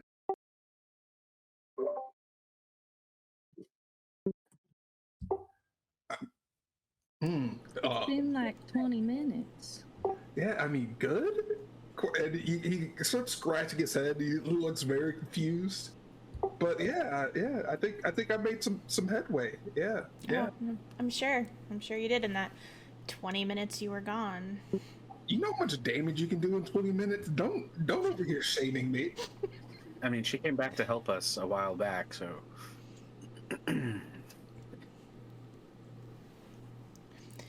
Do you want to stay in here with us tonight? Yeah. Okay.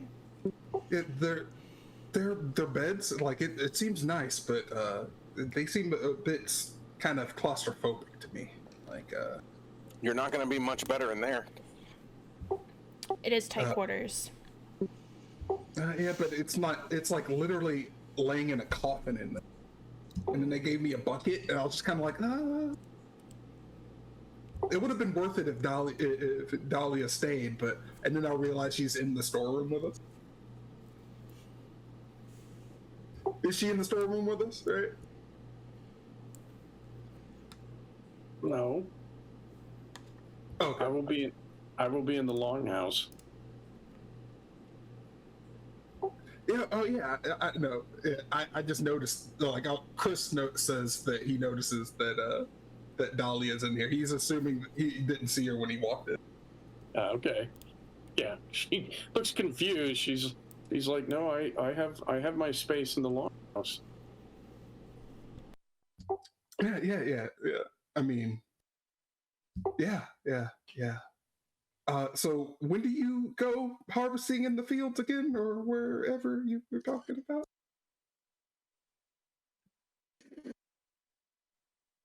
I am of the hunting people. I go out in the forest to hunt. Guthrie is the one who farms in the fields. I think he wants to know when you're going to go hunting. Yeah, that. Swords aren't much. Honestly, Swords aren't much use when hunting. Do you know how to use the bow, the spear? Yeah. I'm pretty okay with a spear. I mean, you pointing in towards the target, right? I think he's Gormir. actually just trying to get you alone in a romantic sense. Ashlyn? Well, you weren't never gonna get there.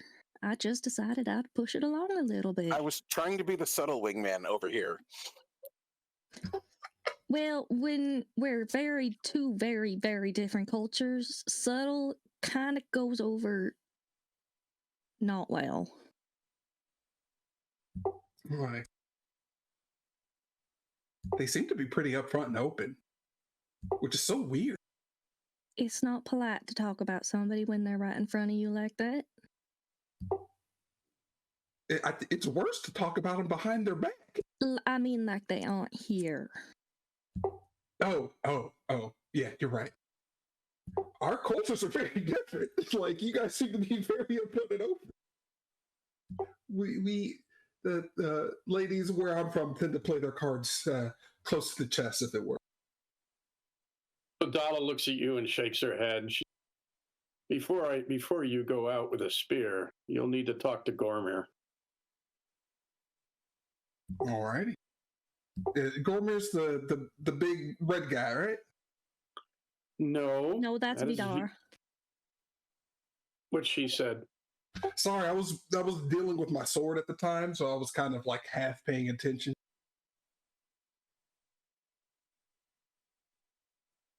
He always like this. We've only known him for 2 days, but I think we can safely say, I can safely say yes. Unfortunately, yes, I think so.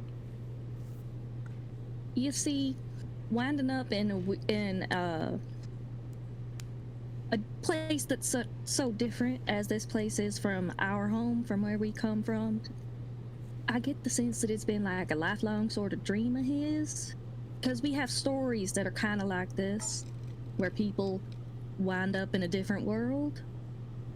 And normally they get all kinds of magic powers and can do, well, kind of like you said your wonder workers do, from what I gather.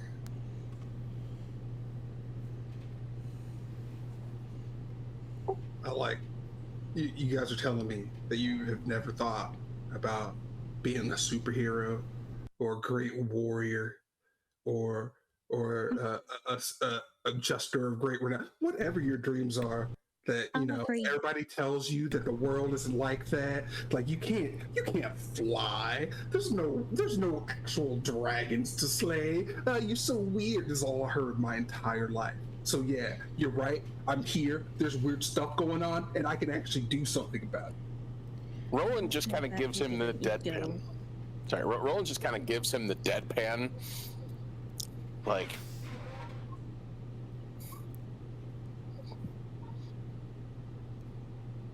you've just given me my entire life story. Thank you very much. Yeah, I know. I feel you. However,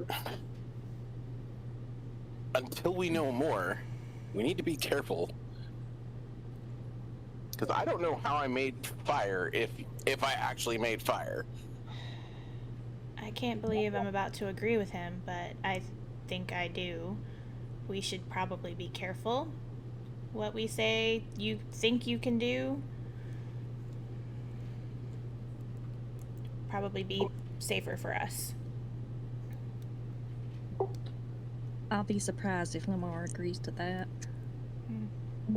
So you're telling me to, even if I can do crazy stuff, to not tell people I can do crazy stuff, even though they're expecting us to do crazy stuff? I think that it might be safer for all of us if we keep it a little closer instead of just spouting off to everybody that we meet these things that you think you can do. Because what if it comes down to us actually having to prove that and you can't actually do it? And then we're in more trouble than we were. See, I think you guys, your non-belief is what's holding you back. Right, Well, so- you say that, Lamar, but you said after you saw Roland make fire, or think he made fire, that you tried doing it yourself. And I know you believed you could do it, but you said you didn't, right?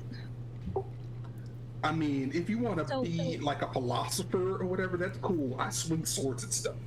You're the one that said it had to do with belief. I'm just using your own logic. All right. Let me I think go ahead. Go ahead. I was gonna say I think we should be careful so that we don't run into any more of those sky people situations, maybe where people immediately try to kill us if we say the wrong thing. Until at least we know what the wrong things are to avoid. Like, I'm glad, I guess. I don't know exactly how to feel about the openness and you going off with Dolly or whomever, but like you weren't here when I said this, but how do we know like you didn't propose? We don't know what this culture is like. Exactly. Like, are you going to be married tomorrow? I'm still not sure. Exactly. And- Go ahead, sorry. Oh, go ahead. No, you're fine. I was just gonna say, until we know what these things that we can supposedly do actually are, we should probably not brag about them to people. Well, my point on that is the hero should never reveal his trump card until he needs to reveal his trump card. And he's just like looking Lamar like dead in the face. All right, so don't use my secret technique unless I absolutely need to. Correct. Your secret technique needs to remain a secret for it to be effective. Okay, Naruto. Ashlyn, I can't But, even. No. They typically yell out their attacks. There's no secrets there. They typically like. Ashlyn, I can't even deal with the. Can you please? I can't even talk to these people anymore. I got some aspirin in my bag if you need it. I do. Thank you. Should reach in to grab the aspirin. How big is the bottle this time? Was it the same full-size bottle as before? Yes, because you pulled it out once. You get the same giant bottle. Okay. Thank you. I shake a couple out and hand it back. All right. So eventually, you get the warehouse, the little storage, you get the storage shed set up. Roland, you set yourself up outside. There's a bit of talk, and eventually, like a woven panel is brought to you that you can make sort of a bit of a lean-to, so you can be outside but keep the weather off of you for the most.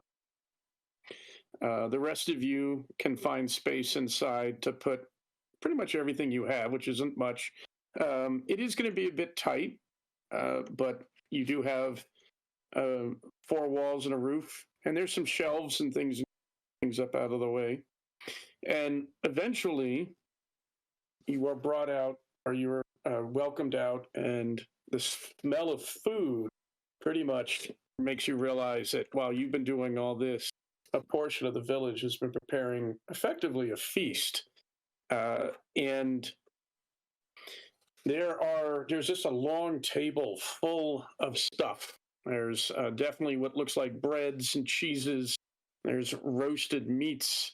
There is leafy greens of all kinds. There's root vegetables.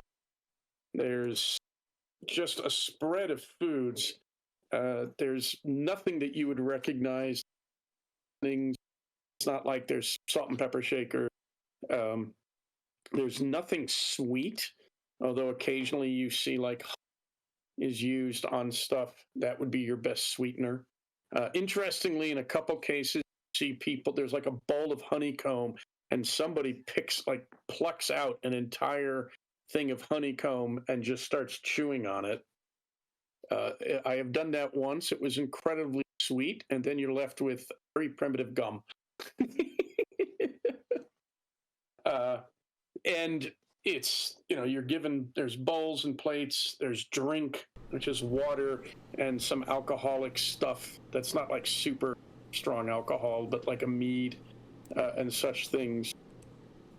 You realize it is a wealth of people. There's about, like I said, about 100 of them, ranging the oldest, like physically, you figure the old village, as I said, is, and then there's some like little kids who are, figure like 3 or 4, something like that.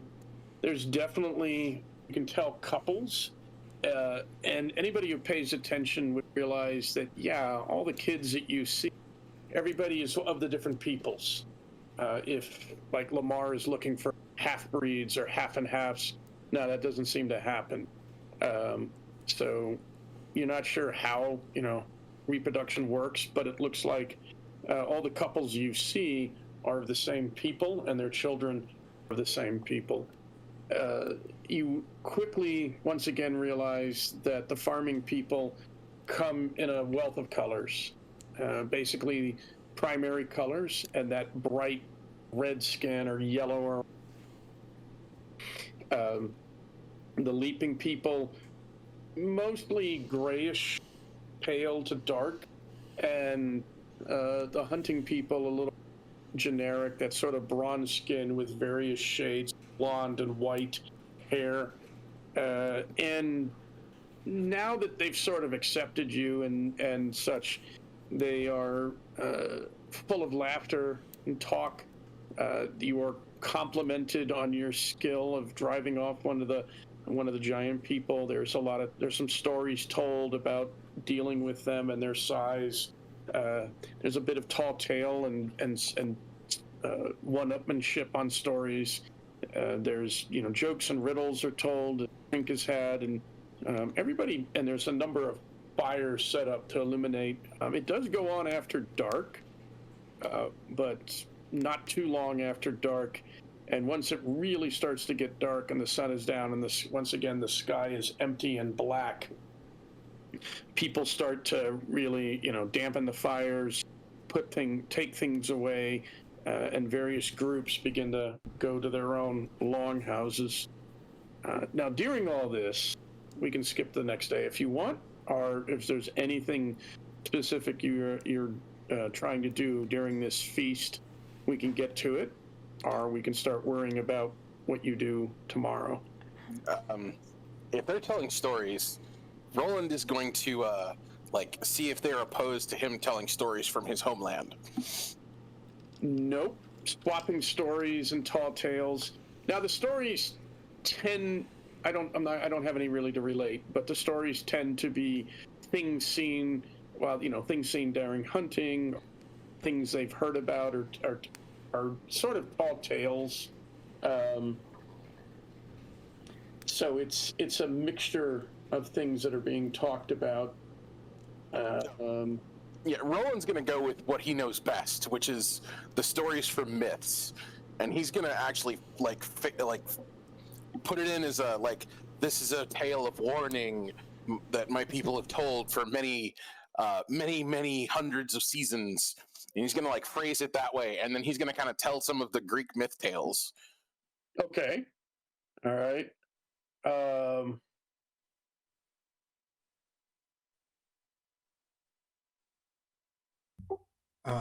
So yeah, one of the things. Let me see here.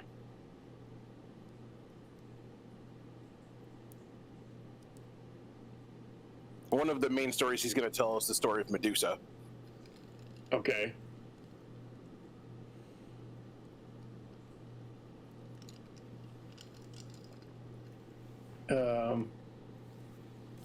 Well, yeah, they eat. Actually, they start listening to you completely new, and they're pretty elaborate. You get the impression.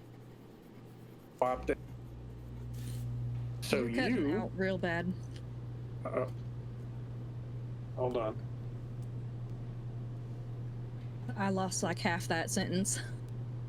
Yeah, me too. I gotta get out of Southern cadence. Yeah. So one of the impressions you get is they've all heard their stories multiple times, and but it's like a bunch of guys sitting around the checkerboard at the general store once again telling the same.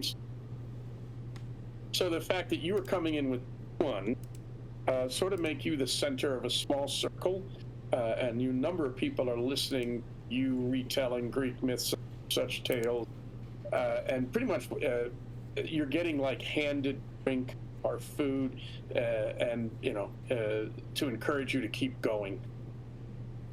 Oh yeah, he as long as he's got an audience, he will keep telling myths. He'll go from Greek tales to some of the stories of the Fae, and he's gonna be even in my homeland, we have stories of those similar to the Sky people.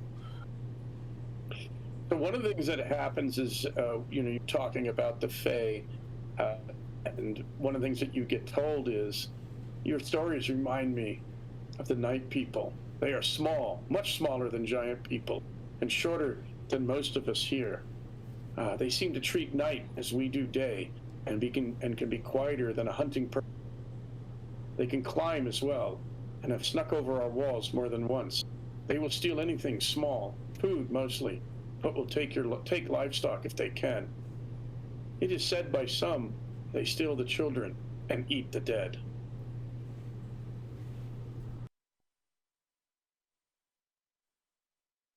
Yeah. So you're saying that they're bad dudes. Got it. The other thing that you get told, because of some of your other stories, are have you, especially if you say anything about spirits of the water, you get told about water people. Water people are friendly and a sign of good luck. If you find water people in a lake or river, it means the water is safe to bathe in or drink from. They look as you or I do, but their skin is pale, usually blue or green, and their hair is long and blue or green, but they have no legs. They are like a fish below the waist. They live lower in the river near here. We trade them some of our food for the fish they catch, and Herger makes them wooden spears in exchange for pearls. They eat everything raw, though, even frogs. Oh yeah, as soon as they go into that, he's going to start telling tales about mermaids, and how they're lucky that the sea people are friendly where from here, because mermaids in a lot of myths are man-eaters. You hear, as he's talking about mermaids, Lamar is going to be singing "Under the Sea" under his breath behind him.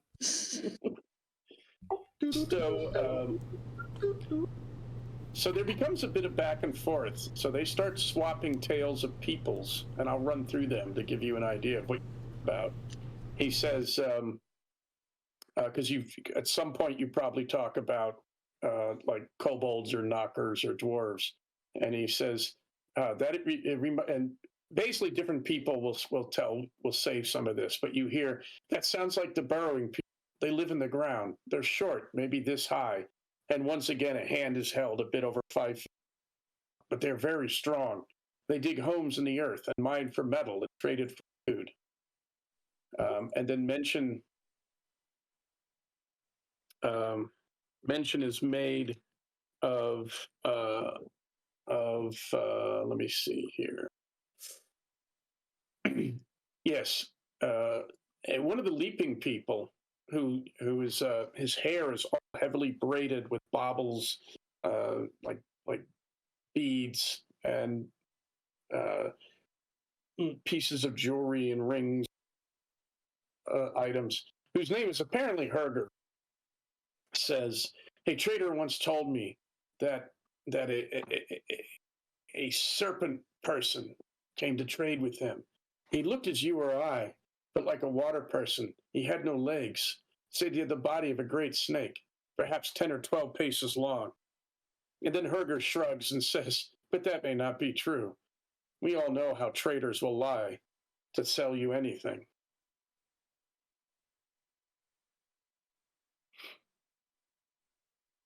You know what? I'm gonna go around the screen. So, Roland, we know what you're doing. Lamar, what are you up to? What Lamar is doing is he is just listening, and he's listening to the stories, and he's actually pulling out his tablet, and he's going through his manga app on there that he has downloaded to his tablets. So he's looking at. He's currently looking at One Piece. So that's what he's reading, and just kind of like vibing and then chiming in like whenever he hears a story that he can like make a quick reference to, like when he starts talking about dwarves or whatnot. It's just like, Sleepy, yeah, one of them was my favorite. Like that. Having a metal plate that has pictures and light coming from it, you end up with some people peering at it, and every now and then, like some of the younger children kind of come up and just look at it. Nobody snatches away from it. Nobody like tries to take it out of your hand. You have a reputation as a wonder worker, so there's a bit of respect. There's curiosity, and they don't super invade your personal space, but you every now and then realize you have who are just very curious and staring at whatever it is on your iPad. Freya, what are you up to? So Freya is used to going around and visiting other cultures, and so when they first bring out the feast, her first thing to do that she wants to do is something she learned a long time ago is to watch the natives and see how they eat and how they kind of take their food and prepare it and everything. And she's going to, after watching for a little bit, she's going to kind of mimic how they prepare their food and eat it. Okay. That's the biggest thing that she's going to do. The rest of it is she's just going to kind of listen and take notes as she's eating. Mostly not really listening to Roland or Lamar, but listening to the rest of the native people, how they interact with each other, and listen to what they're saying and take notes based on that. Okay. All right. Edgar. So Edgar is probably going to try to talk to one of the elders, maybe when it's a bit quieter, rather than kind of participate in the big group chat, because he's got two things kind of on his mind. One of them is this society doesn't look like obviously like the society that produced that strange hover car. So, for one question is, does the name Angelus mean anything to anybody? So that's one of the questions I'll ask. Probably Mother Geetha or someone like that. The other thing is, he wants to ask about is, and he'll pull out his Kindle as well, if they have any kind of like written, and or maybe no, he'll pull out a journal with like a pen, and he's got a fountain pen, and he wants to know if they have any. Do they have like a written language or books or things along those lines? Okay, I'll get back to you on that one. I'll give you a little FaceTime and have a dialogue. Ashlyn. Ashlyn, excuse me.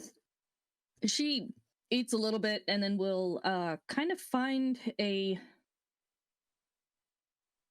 quiet spot.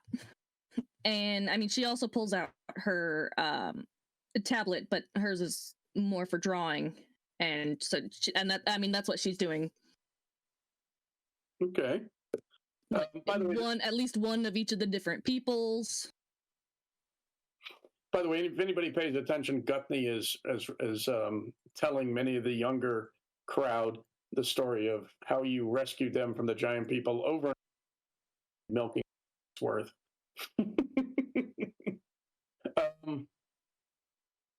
All right, let me move my files around real quick. So eventually, Edgar, you find Mother Geetha. That's who you said you were looking for.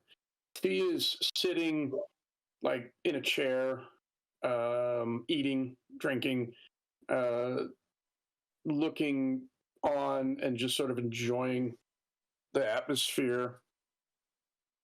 And when she sees you come up,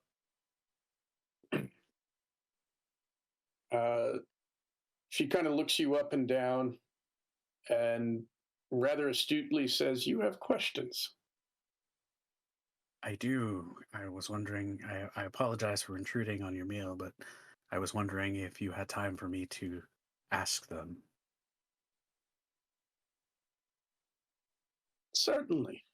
And she kind of looks around and gestures as if, in a sort of pull up a chair motion, which, there's something that you can probably roll over and sit on, maybe even just a stump or a piece of wood, a log. So Edgar will sit down. I had a couple of questions. One of which, in where we're from, I work with written language, with books and manuscripts and archival materials, and I haven't yet seen anything like that here. And he'll pull out his journal and a fountain pen and kind of open it up, and it's like, we have we collect this type of information and we put them into great repositories, and I was wondering if you had anything similar to that in this area. If you wish she says, if you wish marks to be made on metal or wood, you should talk to Vidar or Herger. If you wish to have message written such as this, you would need to go to Ashcam. There are scribes there. So you do have scribes. Thank you. That is interesting information. Do you record? Are your stories, the tales that you are telling, are they recorded by scribes anywhere? Things like that? I do not know. You would have to ask them. Everything that we know here, I tell Vilgurtha everything I know, and she knows it. Which roughly you realize basically they have a very strong oral tradition. Yep. Yep. Okay, just to be clear. Yep. And then the other question is, we came across something that looked like another destroyed vehicle in the woods, and we saw the term again written down, etched in the metal even, Angelus. Does that term mean anything to you? I know of no such messenger in the woods. Or no such, okay. Or I think it refers to a place. I know of no such place. Well, thank you. You've been very helpful. Do you have any questions for us that I might help answer?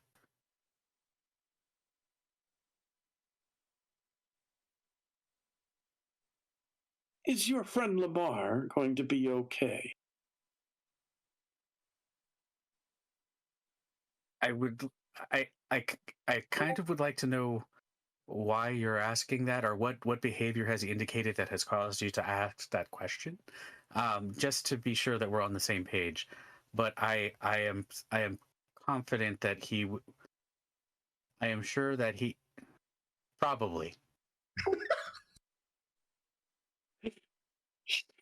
She shakes her head and says, he seems most enamored of many ladies. Then when they talk to him, he acts as one who has had too much to drink. I I have Our culture is very different from your culture. I have the impression that he might not have a lot of experience speaking to ladies in such a manner. So this is a new and to him likely overwhelming experience.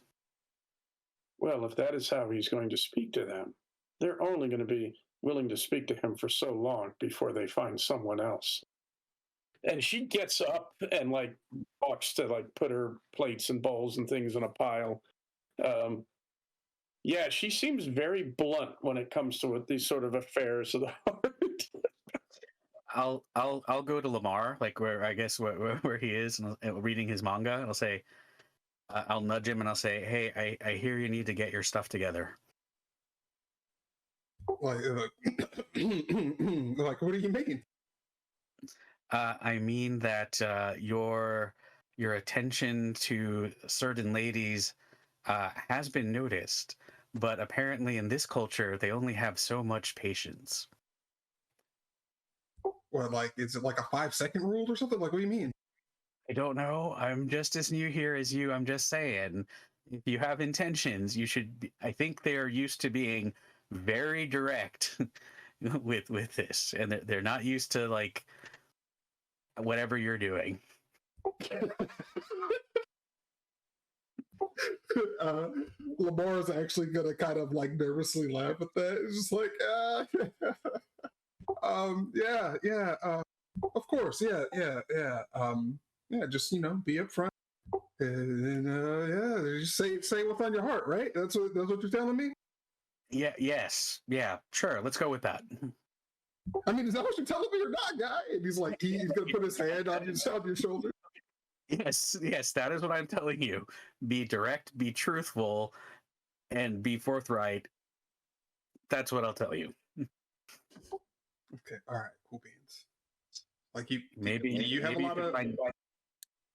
Maybe you should find Dala while you can.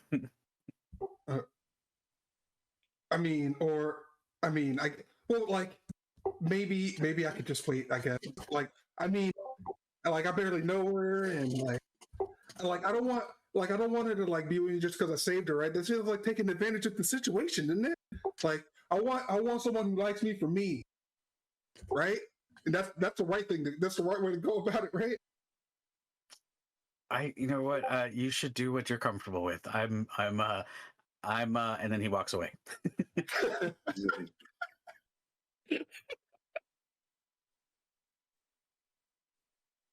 All right.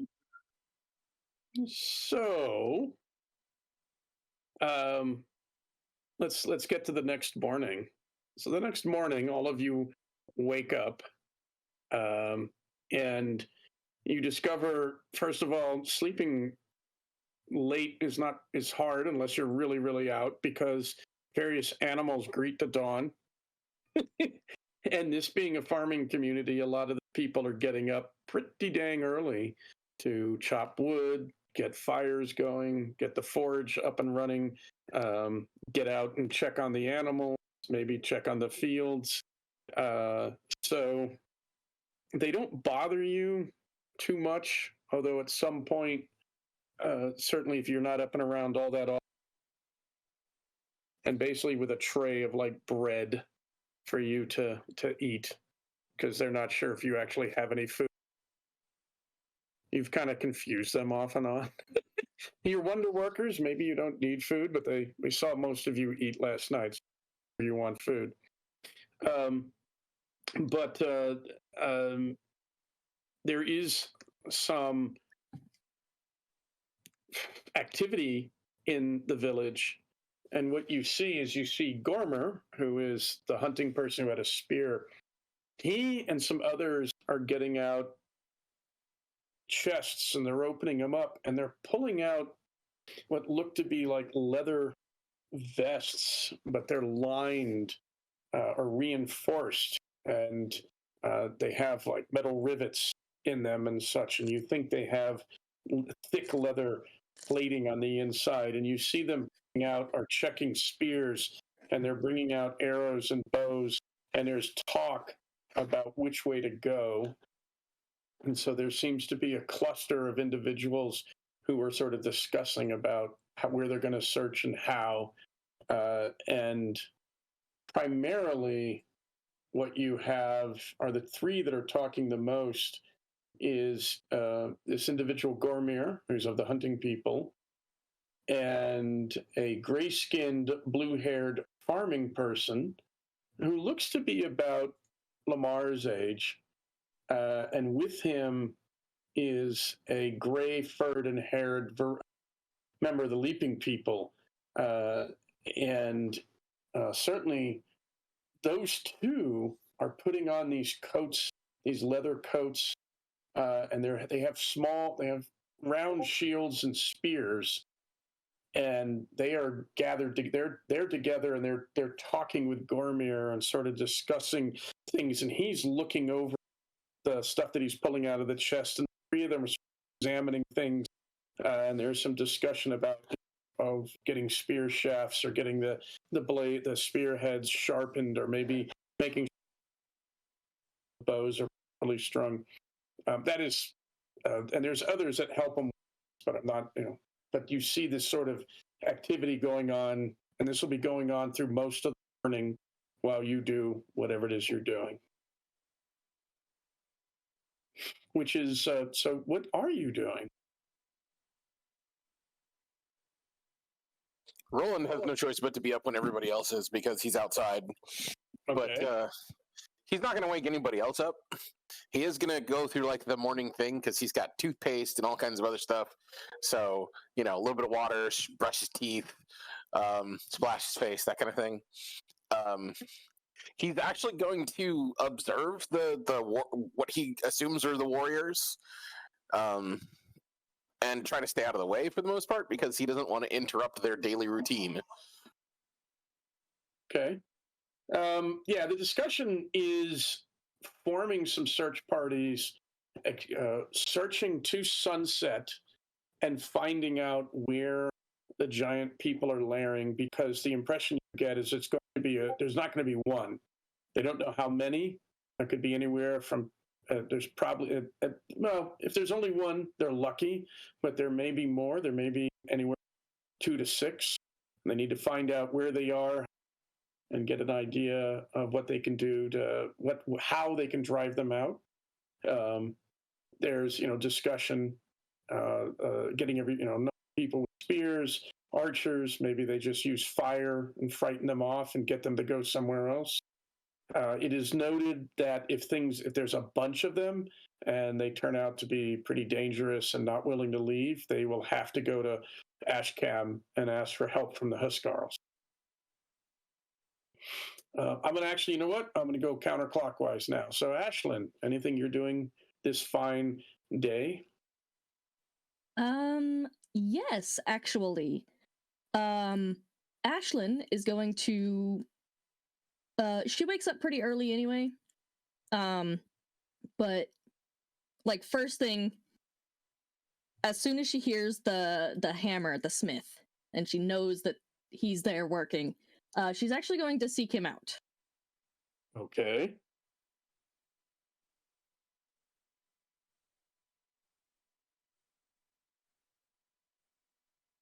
So Vidar is, as noted, a huge guy. He's got the kind of arms that you would expect from somebody who swung hammers of various weights for long periods of time. Interestingly enough, his physique is not possibly not what you some of you might expect, which means he doesn't look like a bodybuilder. So he's actually very thick around the waist.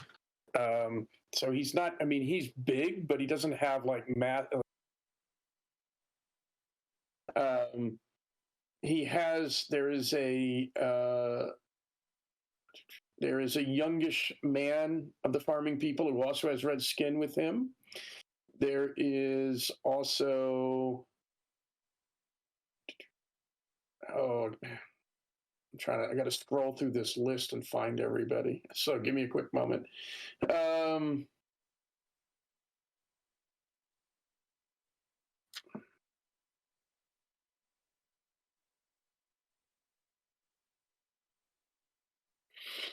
Okay.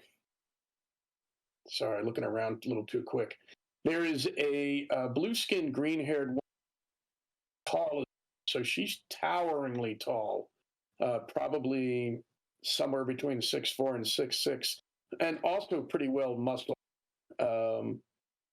And there is one of the hunting people. So it looks like there's him, his wife, his son, and an apprentice.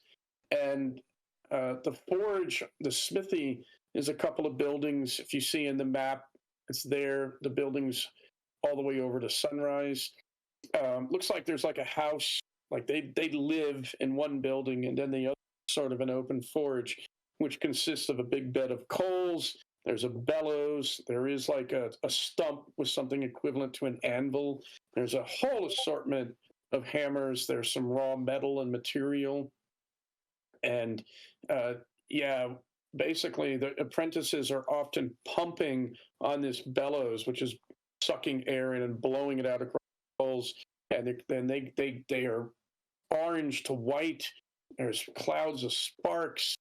They'll heat whatever it is. In some cases, the blue-skinned woman is holding it in tongs, and he's slamming away on it with a hammer, sort of working it out. Now, he's not making swords, as far as you can tell. It looks like he might be manufacturing some spearheads, but also things like wood axes, plowshares, and other such items and tools that are needed. So he's a blacksmith, so he's working basically in iron. Maybe if he can get enough carbon into it, it can get it up to steel. But most of this, it's not super high grade steel, but it's iron and mild steels. But if you come in now, they're not right now. They're actually getting the forge ready. See them bringing in charcoal. There is some work with whetstones and water. So one of the things actually they're doing is they're looking at spearheads, making sure they're proper and sharpened up. If you're there for any length of time, you see Herger, who is one of the leaping people. He comes with a bunch of hickory and oak shafts and drops them off so that they can fit spearheads to new shafts. So that's been going on as well. Are you just going to watch, or do you have questions? If they're busy, she's not going to interrupt. She'll just... This is going to sound weird because she's a little awkward, but she's actually going to, as long as he's busy and she doesn't want to interrupt, she's going to take the opportunity to sketch Vidar. Okay. Because he just seems like the perfect specimen for, a muscle and anatomy piece. Okay. Yeah, I mean, you can definitely see they both, like I noted, anybody who's like a comic fan would be like, well, if she was green, she would make a great She-Hulk. And he's pretty, like I said, he's pretty big as well, and his son is pretty big. And the funny thing is that the hunting people, all the hunting people you've seen are pretty leanish. Like they run and move. This guy is actually getting pretty bulky around the shoulders and arms. You have a feeling he's going to, if he sticks with this, he's going to probably be the bulkiest hunting person in this particular village. So they sort of acknowledge your existence, but if you aren't asking them questions, they continue doing. If you're there long enough, though, they do break for lunch, and the offer is made because they realize if you're still there, basically.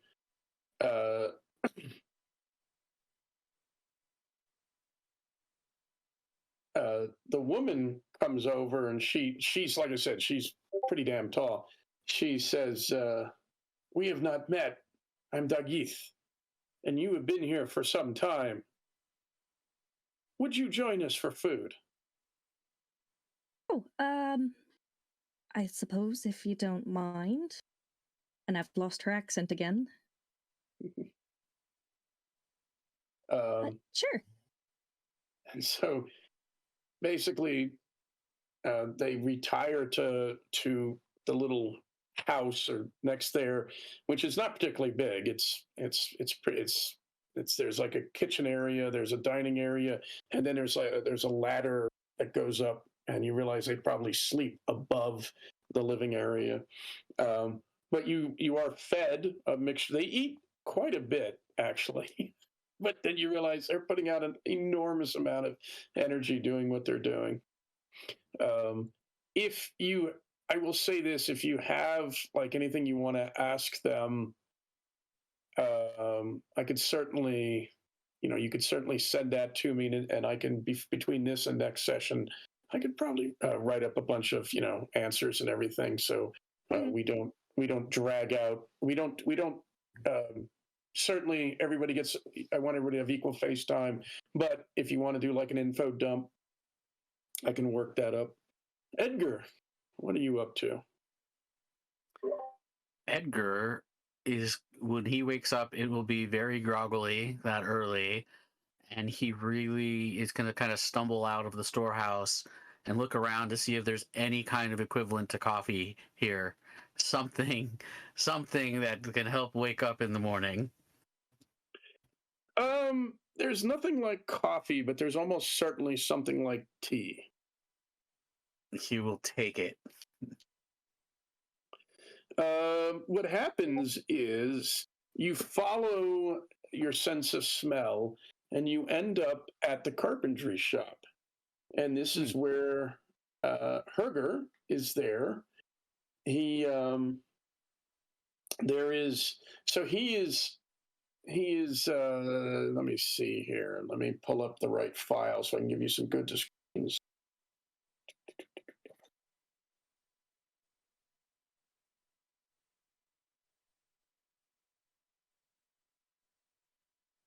Oh, come on, Drive, wake up. Oh, there it is. I already had it open. I just had it minimized, so I couldn't find it. Don't you love that? All right, let me see here.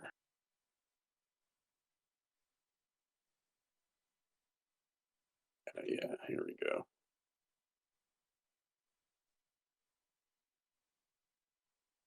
So he is... Yeah, sorry, I was like looking around my screen a little too fast. So he is grayish in the pelt, but his hair is golden, very long, it's braided and decorated. He has pretty much dressed like everybody else, and he also wears like a number of other craftsmen, a leather apron. But he obviously has all sorts of woodworking, including like chisels and knives, saws, other such items like that. His wife is Hildegoon. And I will actually drop these in. And if you want the phonetics, I'll do that later, because some of these, yeah, you're like, wait, that's how you pronounce that? Yeah, that's how. So Hildegoon, she's dark gray, and she has extremely long black hair. She's rather, and she also has ornaments braided. And she's a lot more curvy than most of the other leaping people you've seen.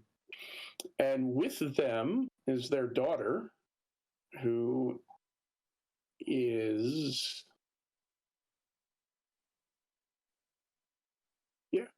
The NPC list isn't complete, and it's 24,000 words. Their daughter is named as Uthfrith, and that's the sound that you hear. And she's definitely older and taller than Vilgirth, and she's sort of dark gray all over. And she takes after her mother in the way she.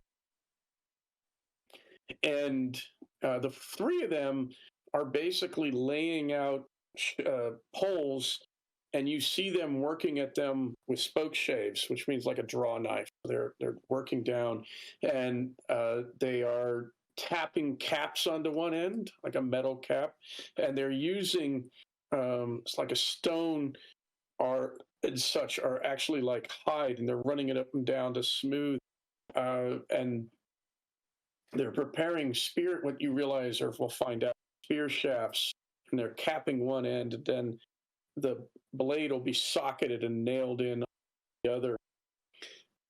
And if you show up at the moment, they're also basically enjoying a breakfast, which seems to be bread and some sort of porridge, some cheeses, and then they're drinking cups of like a steeped tea.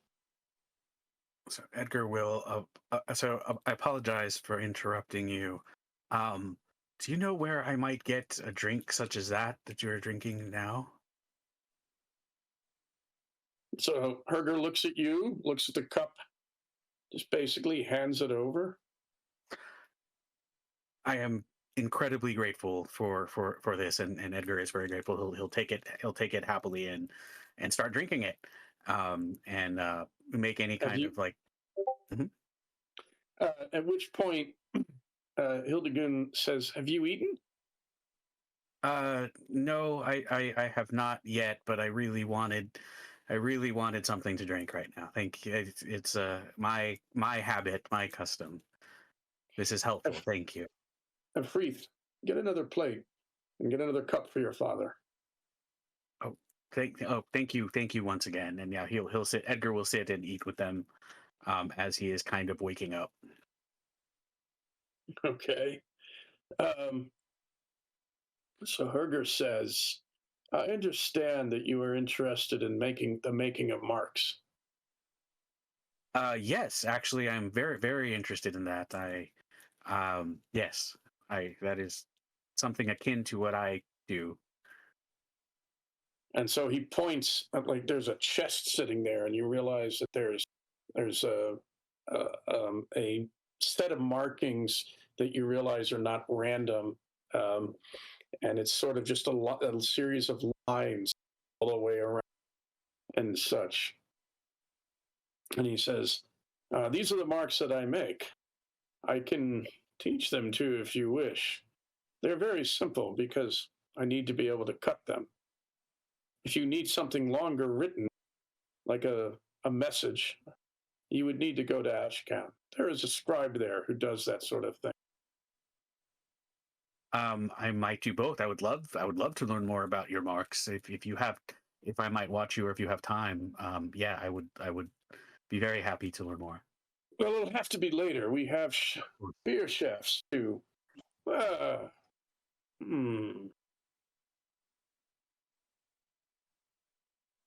have given you food. If you help us with these, in turn, I will also teach you how to make certain marks. I would be honored to help you with these. Excellent. And he sort of smiles, which with leaping people results in a lot more teeth maybe than you're used to.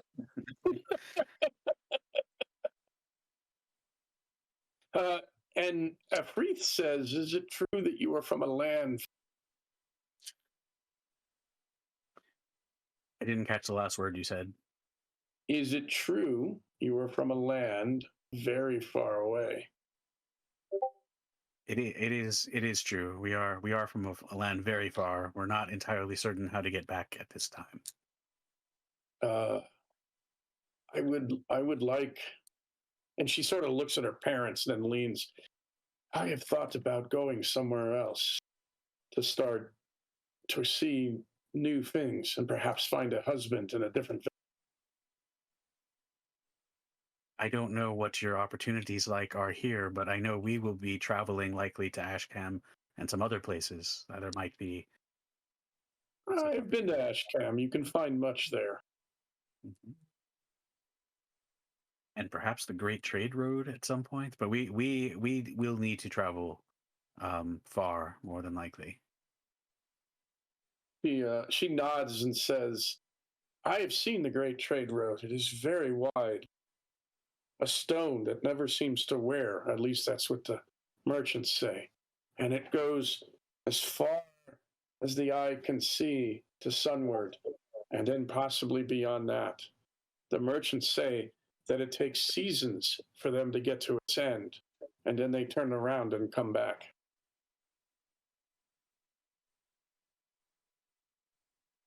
There might be, yeah, I suspect, I don't know this, but I suspect we will need to make use of that at some point and travel far. I don't know what opportunities you have to do such, but of course, um, we would be happy to see you. If you wish to go to Ashcam, I think I can take you. Oh, Father, she says, father and mother always need. I had not thought of that. A guide would be most welcome to go to Ashcam, and of course that would allow you to expand your horizons as well. That would be, yeah. I'll talk to the others, but I think we would welcome that.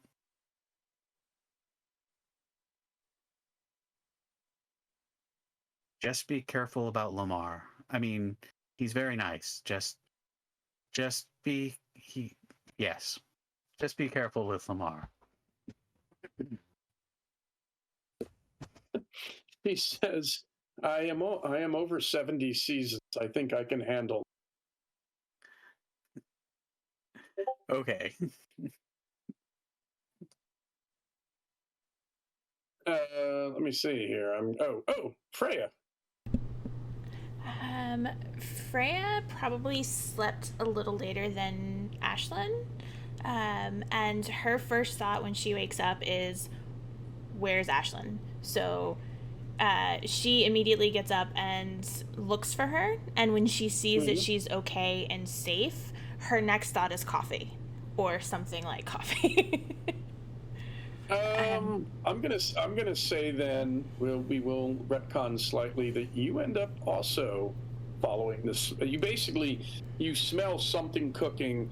You smell something. It's not coffee, but you follow some smells, and you end up also at the carpentry shop. Okay. Which is let's point out it's full of nothing but hand tools, tools that you may not even recognize, and you arrive probably while Edgar was talking Efreith, who was talking about taking, I can guide you, or I can take you to Ashcam. So you come in. Herger sort of looks up from what he's doing and looks around and is like, "Is anyone else? Is any else of you coming? Should I get out? Should we get out more food?" I don't know. Would I have seen Lamar still asleep, or was Lamar already up? Would he have been up already? Lamar, are you up yet?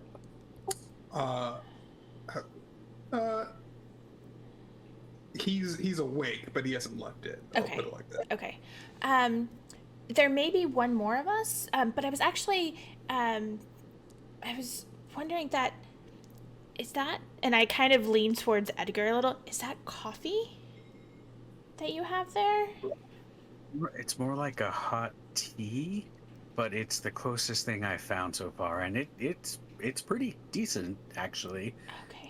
Could we possibly get another cup? May I have a cup, please? If it's too much trouble, I can. It's fine if it's too much trouble. I don't want to intrude. So, like I said, now I've given you the descriptions. You have no idea their names. I've given the names, but Hildgun looks, kind of shakes her head and hands you, and basically the equivalent of a dustpan, and says, get all the sawdust. We'll get you a cup. And then she goes and eventually comes back, and Herger says, actually, he says, at this rate, we'll need to go to Ashcam and get more. And at which point you see, like, Freef's ears go up, and she looks at you, Edgar, and says, told you. Happy to go get something. But sorry for I am going to be assisting them in working, so I think we earn our keep here. Okay, that's fine. She's used to living amongst other cultures, so she tends to do whatever she needs to do to fit in or to. So basically, they put you to work collecting shavings and collecting sawdust, and it's all put into like a barrel, which is apparently used as tinder and starter. You get an impression, just certainly after seeing some of the things last night and cleaning up, that nothing is put to waste. Like if all else fails, it all goes into like compost piles and such. And certainly, if you're here for a few days, you begin. This is not a. This is a use it until it disintegrates type society. So there's almost nothing as. But yeah, so Edgar, you get. They show. They put you to work using some cloths or leather to basically smooth the shafts, because they're not going to have you with a spoke shave them. Sure. Nope. Things like tapping the caps onto the end is something easily done. Collecting the dust and debris, bundling them up, things like that. Non-technical, the both of you to work, and that eventually you learn all their names. And to pass the time, her asking riddles, which I'm not going to recite, but I'd have to go dig some out. And these are, these are akin to, these are not knock-knock jokes. You begin to realize it's like the kind of riddles that show up in The Hobbit. So some of them are, you have no idea what they're talking about, and some of them are like, oh, that makes. And they sort of swap those back and to pass the time. Lamar, you are now alone in the warehouse, in the store. People are up and out. The sun is up. The day has started for everybody else. Lamar actually woke up hours ago. He almost always wakes up at around, I guess, 4 o'clock his time in the morning, regardless of when he goes to sleep. Up to being 55. Oh, yeah, Chris does that himself. So yeah, I'm not 55 though, but yeah. So he gets up, he rolls over, and after everybody leaves, he starts doing some like calisthenics. So he does the One Punch Man workout. So he does like 100 push-ups, 100 sit-ups, 100 jumping jacks, and then he grabs a change of clothes. So he's actually gonna grab his cosplay gear. He's gonna grab a hakama and a gi and whatnot, and he's gonna take his swords to the river. And he's gonna after working out, he's gonna take a shower. Or not shower, I guess a bath in the river. Well, so you have to ask, and it turns out that roughly an hour to sunrise that stream has joined with others, and there are people heading out there with buckets to bring fresh water back. So you can go with some of them, and when you get there, you find out what's interesting is that part of the river is a hot spring. So you've got the river, and then you've got various steamy heated pools that are sort of arranged on, and it's a bit of a falls, and you can get into these pools at various temperatures, soak, bathe, and sort of there's enough of a waterfall you maybe can do the resistance training where you stand there, pound down over your head and shoulder. But it turns out that, you want a bath? Come with us, because this is where we come periodically, so bathe and clean clothing and all that.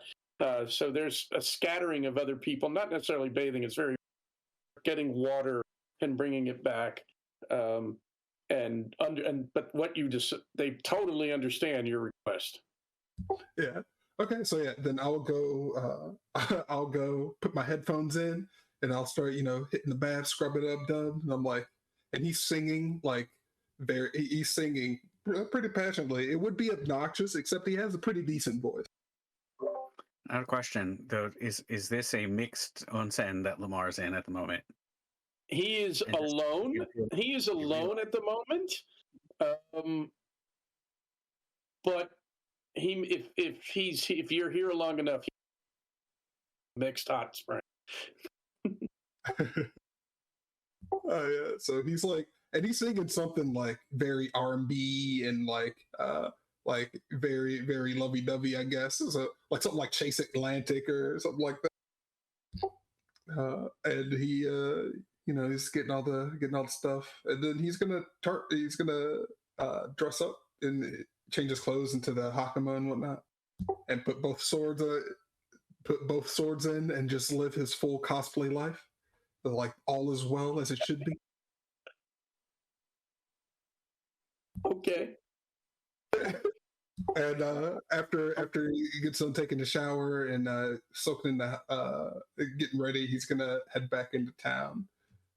He doesn't like to eat until like after his workout and later in the day. He has to watch his figure, and he does like intermittent fasting and whatnot. So do you keep your arms inside your kimono? Yeah, one arm is in, one sword arm is out. I just recently watched Yojimbo, so my images of you walking, doing the Toshiro Mifune arm side, the scratch and looking, but you've just bathed. You don't look scruffy. All right. So, Lamar, when you get back, you find that you can see. Let me see. You come in. Yeah, the gate that you go in and out at passes right by the smithy. So when you come back by this point, it's not quite lunch for everybody. So you would see Ashlyn sitting out by the smithy, and you can see them working around there. And got her either a physical. Is it a tablet or an actual physical pad? Are you digitally drawing or actually? And you're on mute, Ashlyn. Sorry, this would be her just paper and... Right, so she's sitting there apparently drawing. Roland, where do you end up? He's probably going to look for. His whole thing is he's not sure what he can do to help. But he is more than willing to like go wherever it is that looks like they could use an extra hand. You end up with Gormer, and you also you find out you're with a gentleman named Gormer, who is one of the elders, although he's not. Vereen, who is one of the leaping people, and Brecca, who's one of the farming people. And what they do is they put you to work.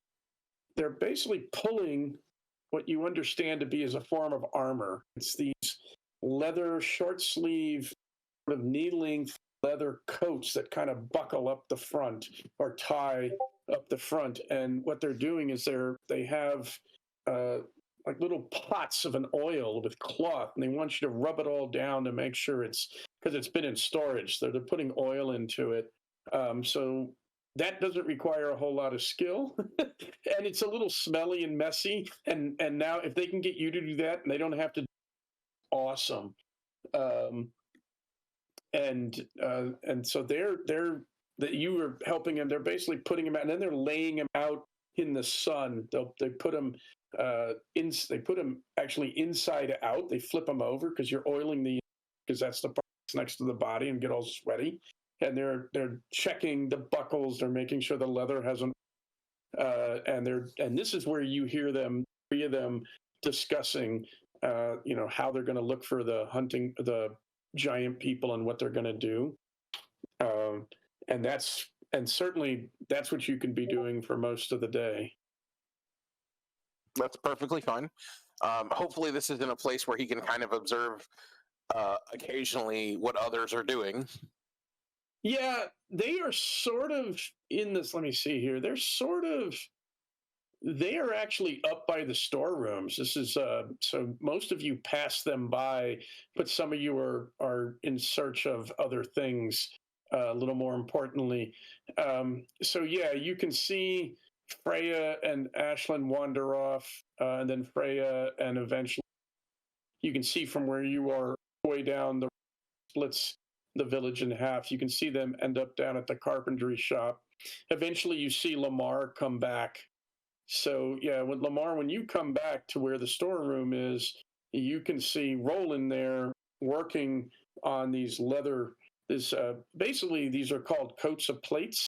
That's the very bland term they use for them. And what it is, it's like I said, thick layers of leather set to be flexible, but mounted, riveted, are heavily sewn inside an outer jacket that they can buckle up. It is not the world's best armor, but it certainly is better than bear skin. Oh, that's nifty. So yeah. So that's what you see Roland doing. You don't really see Edgar or Freya anywhere around.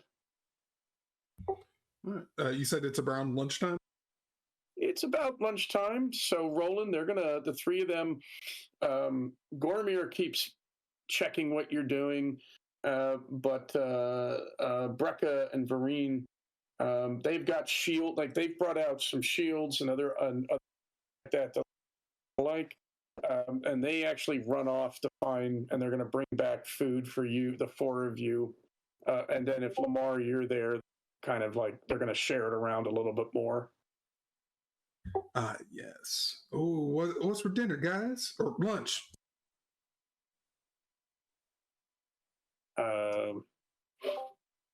So they bring out bread, cheese, some roasted meats, and once again, like leftovers from last night, there's some leafy stuff. There's some roots that have been roasted. There's some stuff in sauce, different things like that. It's been sort of rewarmed. It's not super elaborate, but it's filling and tastes pretty good. Hey, Freya, can you pass me the cheese? Freya's not here. It's just me and you. No, it's 5 of you now. Oh, all of us. Yeah. We're eating. Sure. Yeah. And I pass him the cheese. I get the feeling. Okay. Freya's not there. It's just you, Roland, and the other three. Never mind. I don't That's pass you what I thought. cheese. Oh, okay. Yeah. Well, then, hey, Roland, can you pass me the cheese? Yeah, here. Much love, my man. Much love. So, what you been up to? Helping. I mean, a place like this probably needs as many hands as it can get. And, I don't want to eat their food and not earn my keep. You know what I mean? Oh, as he's just been relaxing at the pool, at the hot spring, and chilling. Now he kind of feels bad eating this cheese.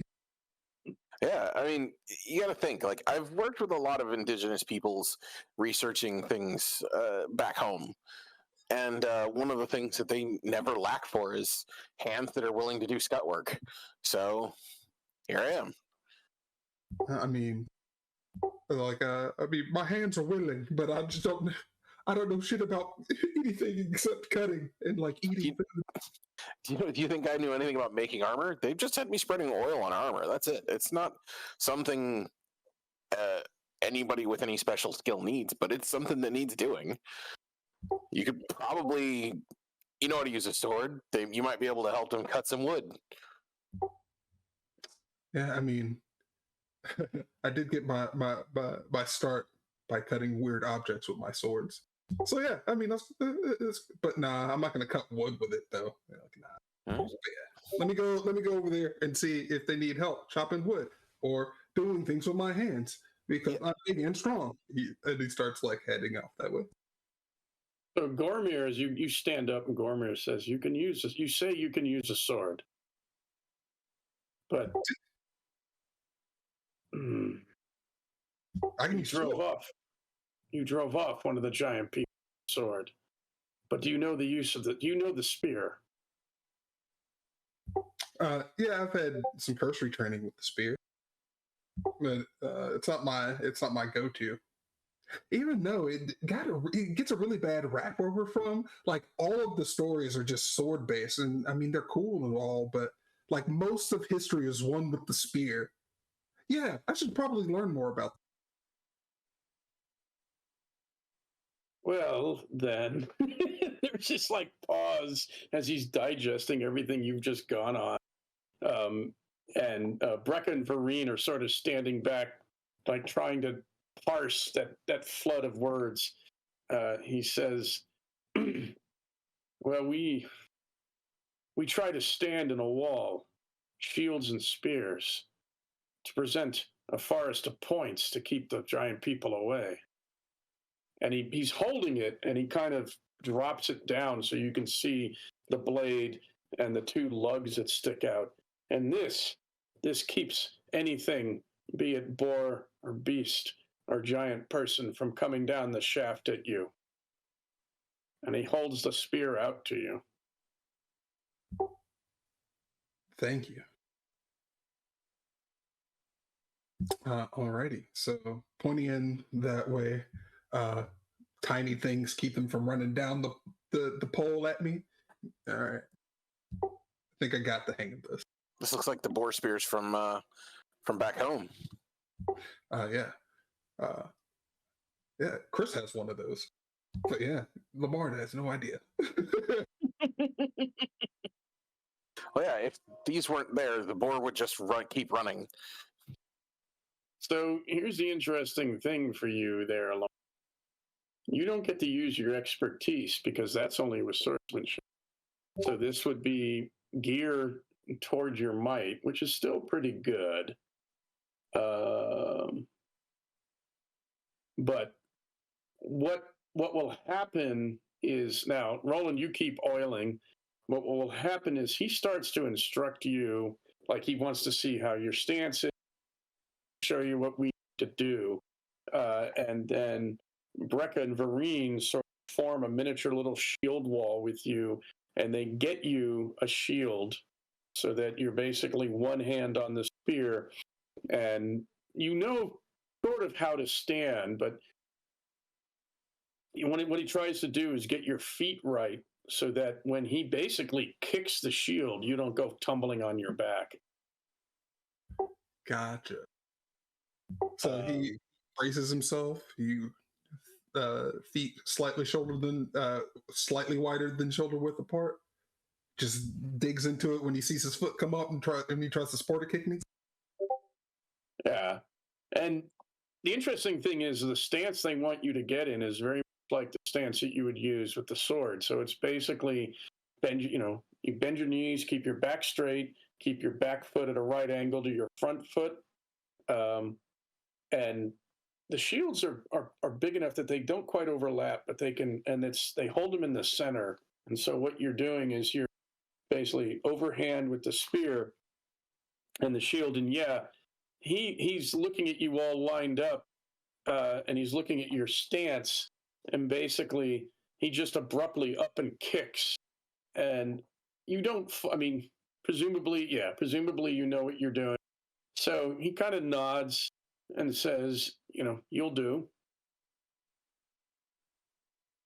Alrighty. So do I need to add a spear to my inventory now? Not yet. I can add one. Well, I can add because you're gonna. We can worry about that in a little bit, but yeah. Basically, they've given you a shield and a spear because you know how to fight with, and he doesn't think he needs training. Basically, some basic pointers to understand so that you can do what the rest of them do. And interestingly enough, Breck and Vereen are about your age. You can at least so they're all about early 20s. and the two of them seem pretty excited to be able to be shield men for a wonder worker. So they think this is actually pretty awesome. If he didn't have a blade or something that he was trying to learn right now, he would definitely be stumbling all over himself. But he actually likes swords and weapons more than girls. So yeah.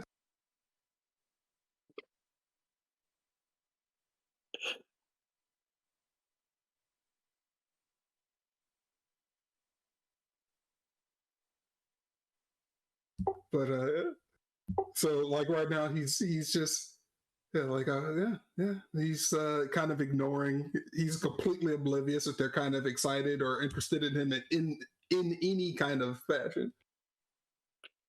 All right. So that's pretty much how all of you spend your day, unless you have something else you really, really want to do. So toward the end of the day, over back in the carpentry shop, Herger looks at you two and Efreith and says, they probably won't find the giant people for a few days. So if you wish to go to Ashcam, there are things that we need from there, and I can send Efreith. It is about a half a day to walk there and a half a day to walk back, so you may need to spend a day there. You can leave tomorrow morning if you want. If you think you have time, I would definitely be interested. I'll let the others know as well in case they want to come. Freya, would you? I assume you wouldn't go without Ashlyn, but I don't know that. I won't leave her behind. No, I can see if she wants to go with us. Yep. Yeah, I'd be interested in going. Okay. I don't really think it's a good idea for us to split up. I do agree with you. So I'll talk to Ashlyn and see if she would want to go. I'll check with Roland and Lamar as well. I was going to ask if you would do that. I would much rather talk to Ashlyn.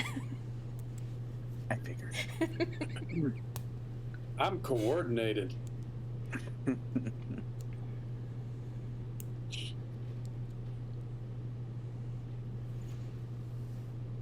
Okay. What's interesting is you get to hear some of Herger's shopping list, which is like nails, tea, or whatever this leaf is, and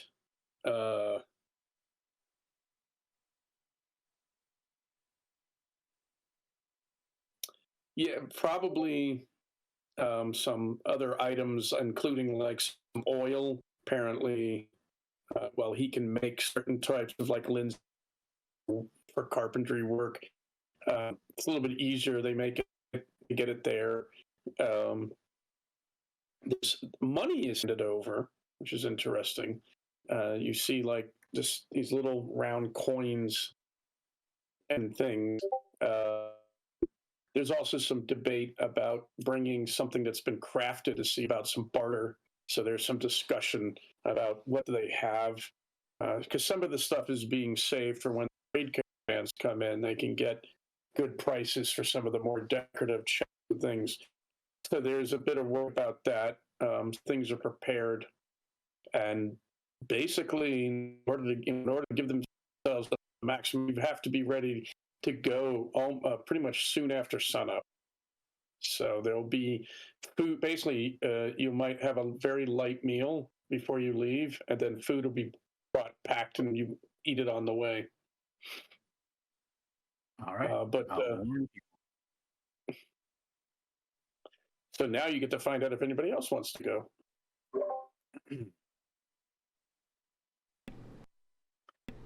So I'll go. Edgar will go find Roland and Lamar. I'm not sure where they are towards the evening, but he'll go around and look for them.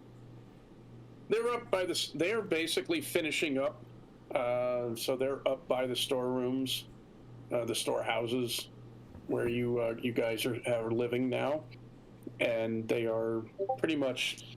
They have all this armor, these leather coats laid out and done up to dry or in the sun, and now they're sort of packing and rolling them up. and you see Gormir, Farine, and Brekka. The two younger ones, about Lamar's age, are sort of talking with him, excited about what they're going to do, and asking you, Lamar, about they've never seen swords like yours. Apparently, the swords that they've seen carried by the Huskarls are straight and double-edged, not curved like yours, and they have a completely different hilt. They don't have the round. So they're very interested with all that. And the three of you end up over martial matters for some time. And Gormir gives you, Roland, a sort of long suffer of, because how old is Roland? Is he also in his 30s? He is about 30, actually.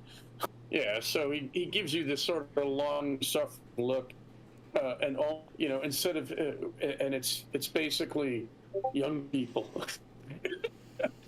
Yeah, he just kind of shrugs.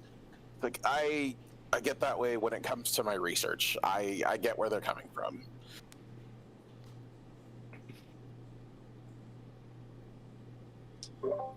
So Edgar, go ahead. So let me finish. So Gormir looks at you and just says, "When we find the giant people, I just hope that their enthusiasm does not become tragic." Yeah, I can see why that would be a problem. I've studied the fall of a lot of societies, and it's always the young ones that actually are the most tragic stories. Not that I'm old for my people. Edgar, that's right when you walk up. Roland, I see Lamar is engaged, but maybe we can grab him in a second. Freya and I see you've been assisting here. Freya and I were helping out Herger in the carpentry shop. And apparently, it might be a few days before they find the giant people. So we were considering taking this opportunity to travel to Ashken to help them take some of their goods. Afrith, their daughter Afrith, would be happy to guide us there. So we're wondering if you would be interested in going to see the slightly larger city village. Absolutely, I would love to see it. I'm very interested in learning as much as I can.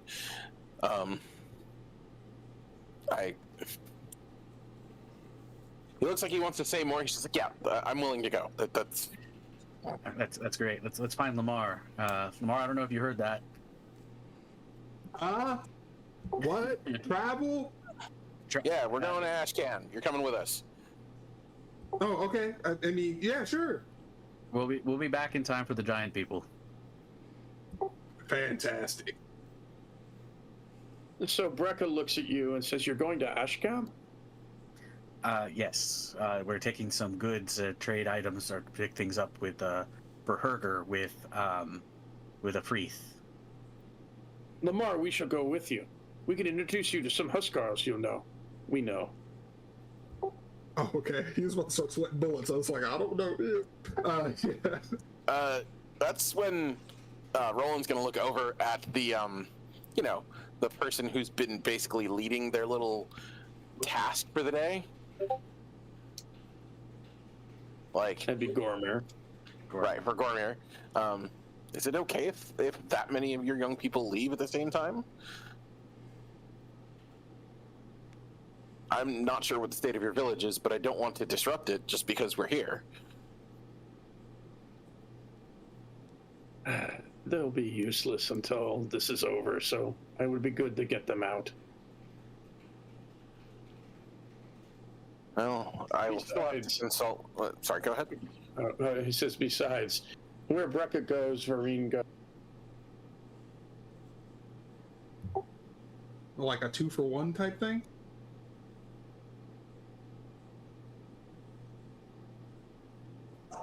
So, okay. So they're like Freya and Ashlyn. Yes. Okay. Yes. You didn't have to say that out loud.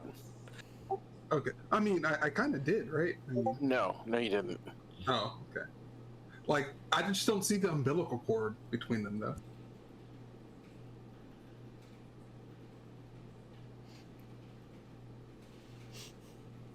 My friend. Ashlyn, this is about when you come up to this discussion.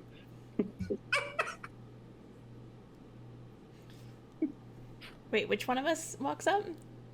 Ashlyn comes Okay. up to that discussion. Freya, you're there as well. Oh, okay. Speak of the devil. Oh, and they appear. What were you saying? Hi.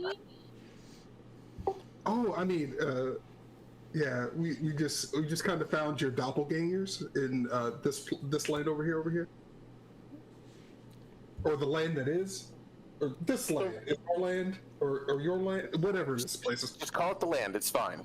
All right. So, Roland, when he says that, you hear Gormir kind of puzzling go and say, with a puzzled tone, say, "Double goer." It means duplicate. You know, double, two of the same thing. And how do you figure? Yeah, what exactly do you mean by that? Like, you guys are like attached at the hip, and apparently they're attached at the hip. Does he mean they're Am I just wrong? they're best friends? Yes. Best friends.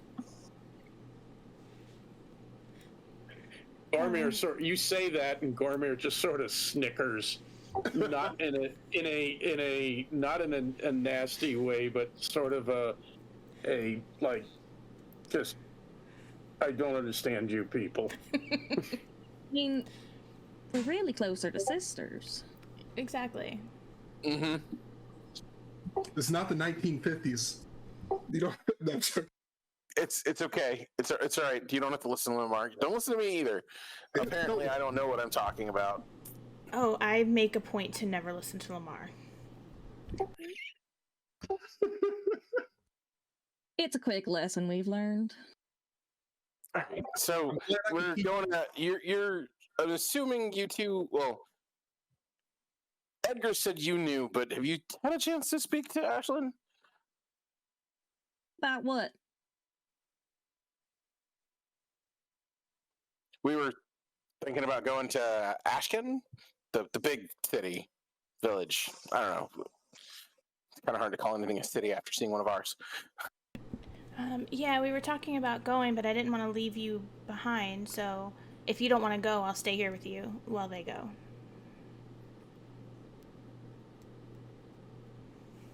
I'll go. I want to see more of this place anyway. All right. Hey, Ashlyn, where's your friend?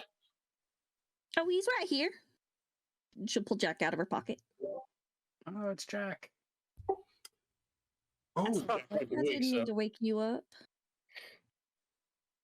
Just he was like in your hair like for an entire day. Now he's just in that pocket. Well, he's made a little nest in there. That makes sense. I thought he'd left or something since he hadn't popped his little head out. No, he's just lazy. Lamar's Since gonna. I'm feeding him, he don't have to hunt anything. After the Pokemon pops out, he's actually gonna lean over to one of the girls and he's gonna like, what are these things? As he points to the little bat wyvern dealy, like, what do you guys call them? His name is Jack. Okay, so the girls aren't there, but Brecca and Vereen, who are standing together, and I've been listening and watching all this. And you lean over and says, "What is that?" And Brecca says, "That is a scavenger bird." You're not sure what word he actually used, but that's basically what it translates to. Okay. And their blood isn't like made out of acid, or like they don't like eat your brain at night and tumble into your nostril or something like that. Well, considering he's been sleeping in my pocket for the last 2 days, I'd say that last one is pretty unlikely. Maybe they only eat once a season. We have no idea. Oh, you're thinking of the brain-eating people. They're very little. Breck and Vereen look at each other and look back at you, no, they eat scraps. And like he basically finds like some, scraps of bread and cheese and comes over to Aslan and drops, and he's in your hand, drops it. And Jack is just like, starts, grabbing bits and just chewing down on him. And Brecca just holds his hand out, like, in a see. Oh, okay. Like, all right. He's. Sorry, go ahead, Lamar.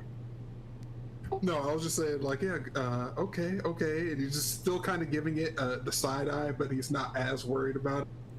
It's just a rat with wings. Like, Yeah, that's it's like 4 vampire bats. They apparently drain you dry, right?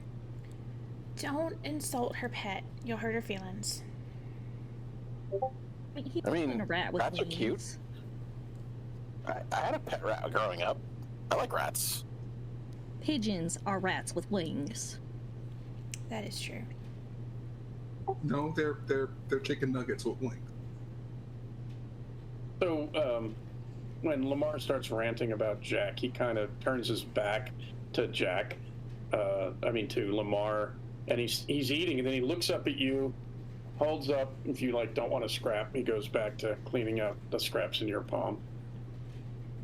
Oh, that's so he sweet, actually, Jack.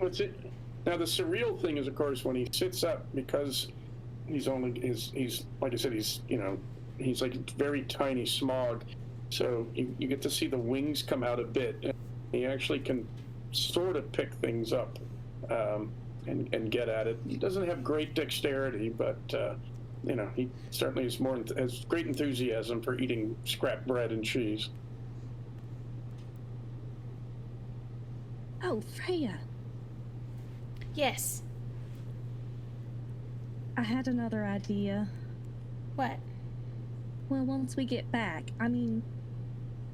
she pulls out her sketchbook. She sits Jack on her shoulder, and she's pulling out her sketchbook and flipping through what she's sketched today of the probably all of the family that she had been watching, and then she stops on it's like, what is it? It's like 6 panels, and she's basically sketching out it's an idea for a webcomic. This is really good. I'm really excited about this. I took a bunch of pictures for you too, if you want to add that in, and I pull out my camera and I start flipping through the pictures that I've took of the landscape and the animals and stuff.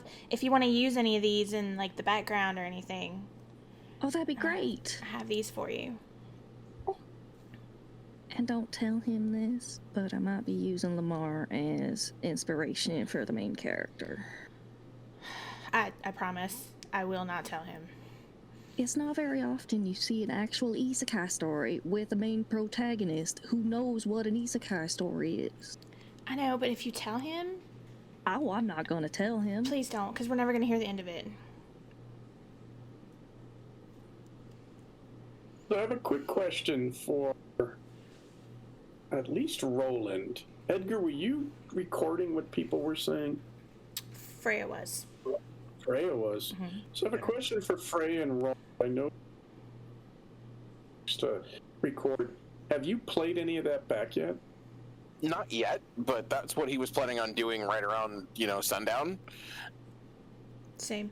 So you go to do that, and unless anybody from the plane is talking, it comes across as, it's not gibberish, but you have no idea what they're saying.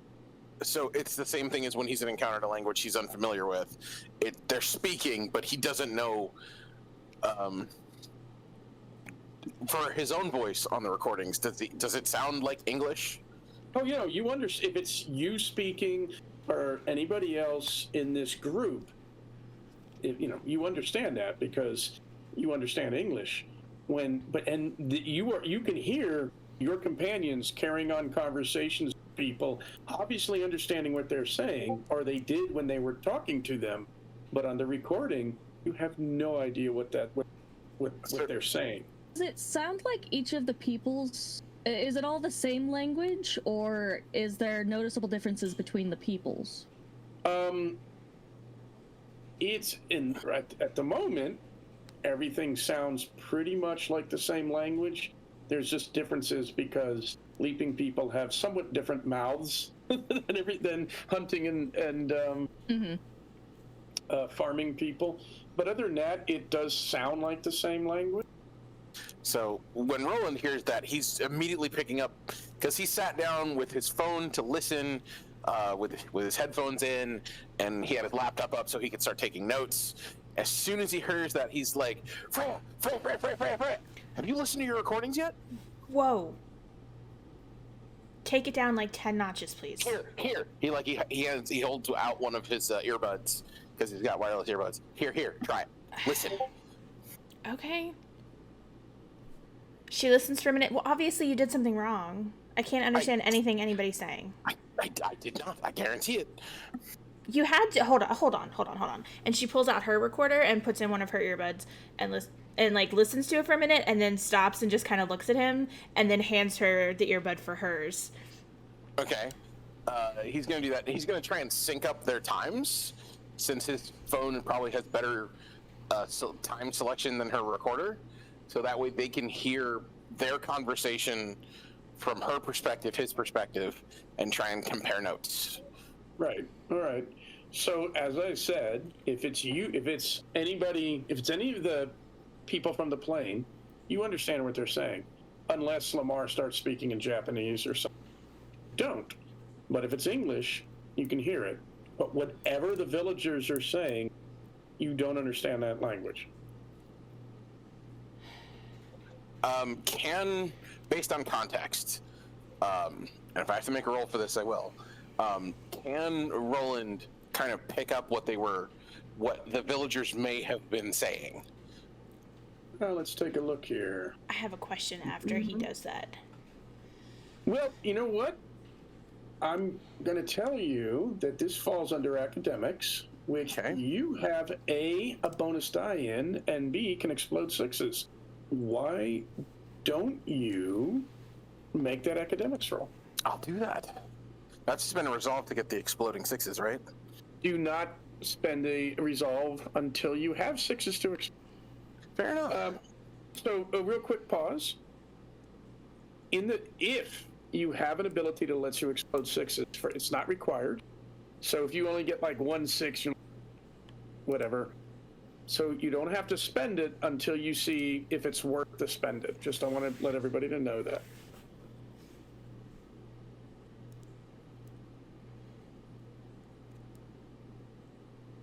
All right, so I got 4 dice.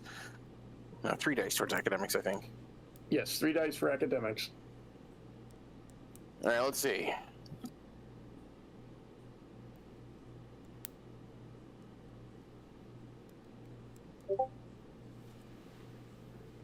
I got 2. You got what? I got 2 successes. No sixes? Nope, unfortunately not. I got essentially the equivalent of the 1 success on the dice. Okay. Twice. Well, what that means? Well, first of all, you're not getting an explosive level of oh my god, I've got it figured out. 2 successes though. Let's see, easy. Let me bring up.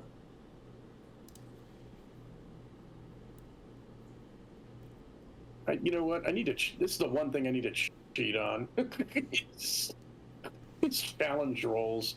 Let me see. 2 successes. So you challenge level. Let me see what hard does.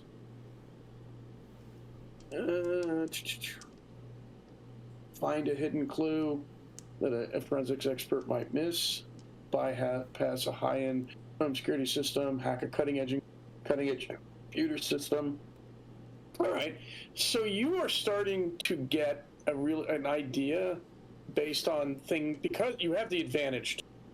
You have English responses to things that are being said. So you're starting. You've realized that you can work with this to develop a dictionary, so to speak, to understand what their language translates. The problem is you could probably start to learn to speak it, but you kind of already can communicate on it. So it'd be, I'm not, if Roland wants to do that, that's fine. If you dive into what their language is and how it's going to be a little weird though, because it's hard to practice pronouncing things correctly when you can already talk to them, but you are starting to break out. You've been doing this for a few hours. Bed. Obviously, studying a language take as much time as you want to put into it. But yeah, you're starting to sort of see where you can correlate some of what they're saying to what you hear. He is gonna, bring this up to Edgar, because Edgar's mentioned that he's a librarian, so he might be interested in this discovery. Very interested. And of course, Edgar also speaks 6 languages and is super interested in learning the written language too. So Edgar would love to also assist with this project. And well, Freya's a journalist, so she might also be interested. Well, my question is, because Freya has traveled so much and has been in so many different countries, would she be able to either try to recognize the language to place it, or would she be able to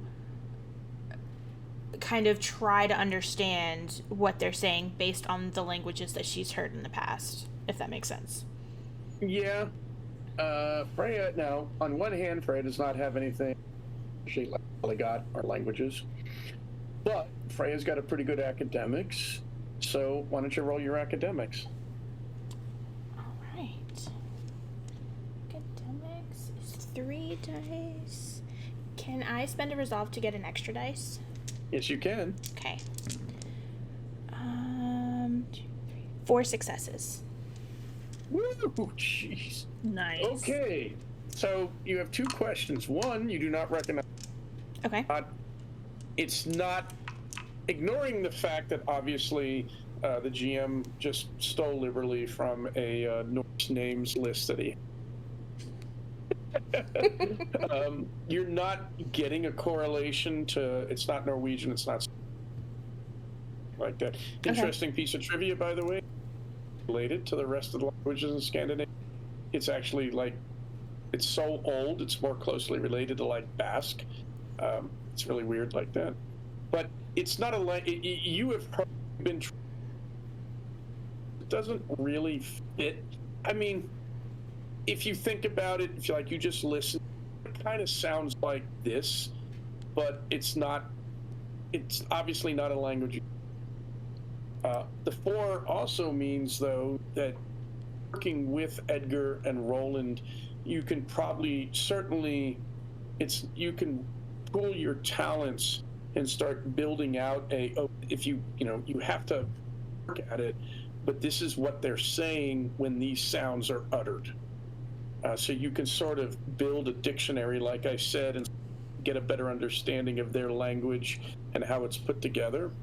I will also note to the academic, which would be Edgar and Roland, don't think too deeply how kid learns to speak this language. I actually do note in the source book, don't even, just ignore that part. Don't even waste time on it. Just, if you've ever seen Mystery Science Theater, it's just a game. Relax. Because I thought about it, how the heck does a kid even? Yeah, but it'll be the whole point of it is it's for the 3 of you. Right. It's a thing that interests Roland. So even if it's not something I worry about him actually learning, it's still a thing he would want to research. Yeah. So it and certainly goes with all that. And it's also fascinating because, to reiterate, as far as you can tell, now you did not understand anything the giant person was saying. If it was saying it, it was basically grunting and roaring and doing a threat display and then bailing because it did not like fire and sword. You can pretty much understand and converse. You have heard several people sort of respond to words. Angelus, apparently they understand it as messenger. there's double, so on cases. When Lamar spoke in Japanese, you understood it. If anybody, and we could say Freya, knows some past, she doesn't have it written on her character sheet. If she knows a few words in other, you understand it. But if you record it and play it back, the only thing that you understand in those recordings is things that you actually speak.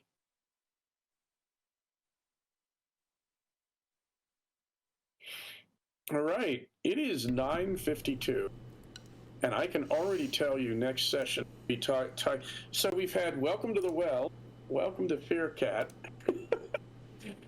No, wait, because I alluded to it, next session will have to be called One Night in Ashcam. All right. This is going to be an interesting trip. I'm loving this game. It's so much role playing. It's so much fun. It is. This is the first time I've played a role-playing game and did not roll any dice whatsoever. It's crazy. Well, Right. let me make a note. First of all, I want for anybody wondering when is the action. First of all, I want the players to get immersed into the setting. I want to get to know each other, and I will tell you action sequences. But they're going to be kind of widespread until you become comfortable, and then toward the end, they're going to come a lot more frequent because you're going to be running into a lot more major issues. So, but also I love the long role play. I love the interaction, and when things happen, you'll know. But I think you'll find Ashcam interesting, and I know. Once again, there's gonna be more questions, more information dropped, more things happening, and let's see where it rolls with it. And I'm glad you.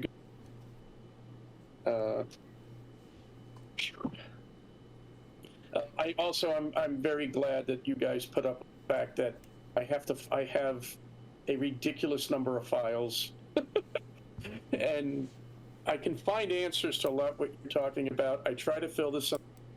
Of where I think you're going, but every now and then, you obviously jump into something. Hold on, I probably have something for that. So thank you for your patience, and thank you. I am hoping by the time we run again, the therapy that I'm going through, which is to my inner, will mean that I can look real quick. But I was looking real quick around the screen, and I had to take a breath because I could feel. Unfortunately, sitting up, doing documentation, so sitting up, my ears after a while you need to lay down. Can't, I'm in the middle of a game. Well, we're going to be a little swirly. All right, let me close my eyes and breathe. But there was a moment where I was afraid again, didn't. So thank you for your patience there. It's all good. I'm loving it. All right, so next session, One Night in Ashcam. If everybody's okay, that will be the 7th of April. Sounds good. All right. I'm so ready. Looking forward to it. So All about it. I will note once again, I'm going to put my email address. If you're like, hey, if you have anything that you want, like little dumps, or you're like, what's the stats for a spear and the shield to add to my character sheet? There's my email address. Ping me. Roland, I cleaned up the fonts in yours. I don't worry. I didn't change any text. All I did was it's not supposed to look like that. I made it look the way it's supposed to look. I will copy. So if you want to keep track of things, get like gear, which some of you are doing, when you milestone up to your next power level, just make sure to copy all that over. So anything that you want on that character sheet, make sure it's there. I'll make sure it all looks pretty and I'm not sure when that's going to happen.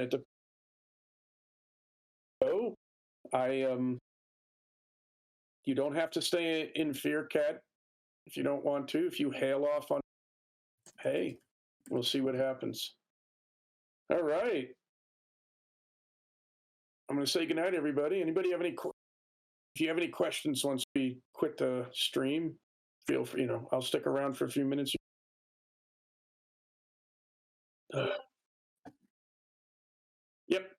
And I will note, if we have to end early, I was willing to end early because I don't want to get you going to Ashcam without me being fully prepared. But you had some more role play, so I was with that. Yeah, I was gonna say you don't have to do much if you're just quiet. I think we'll fill the silence with role playing. Yes.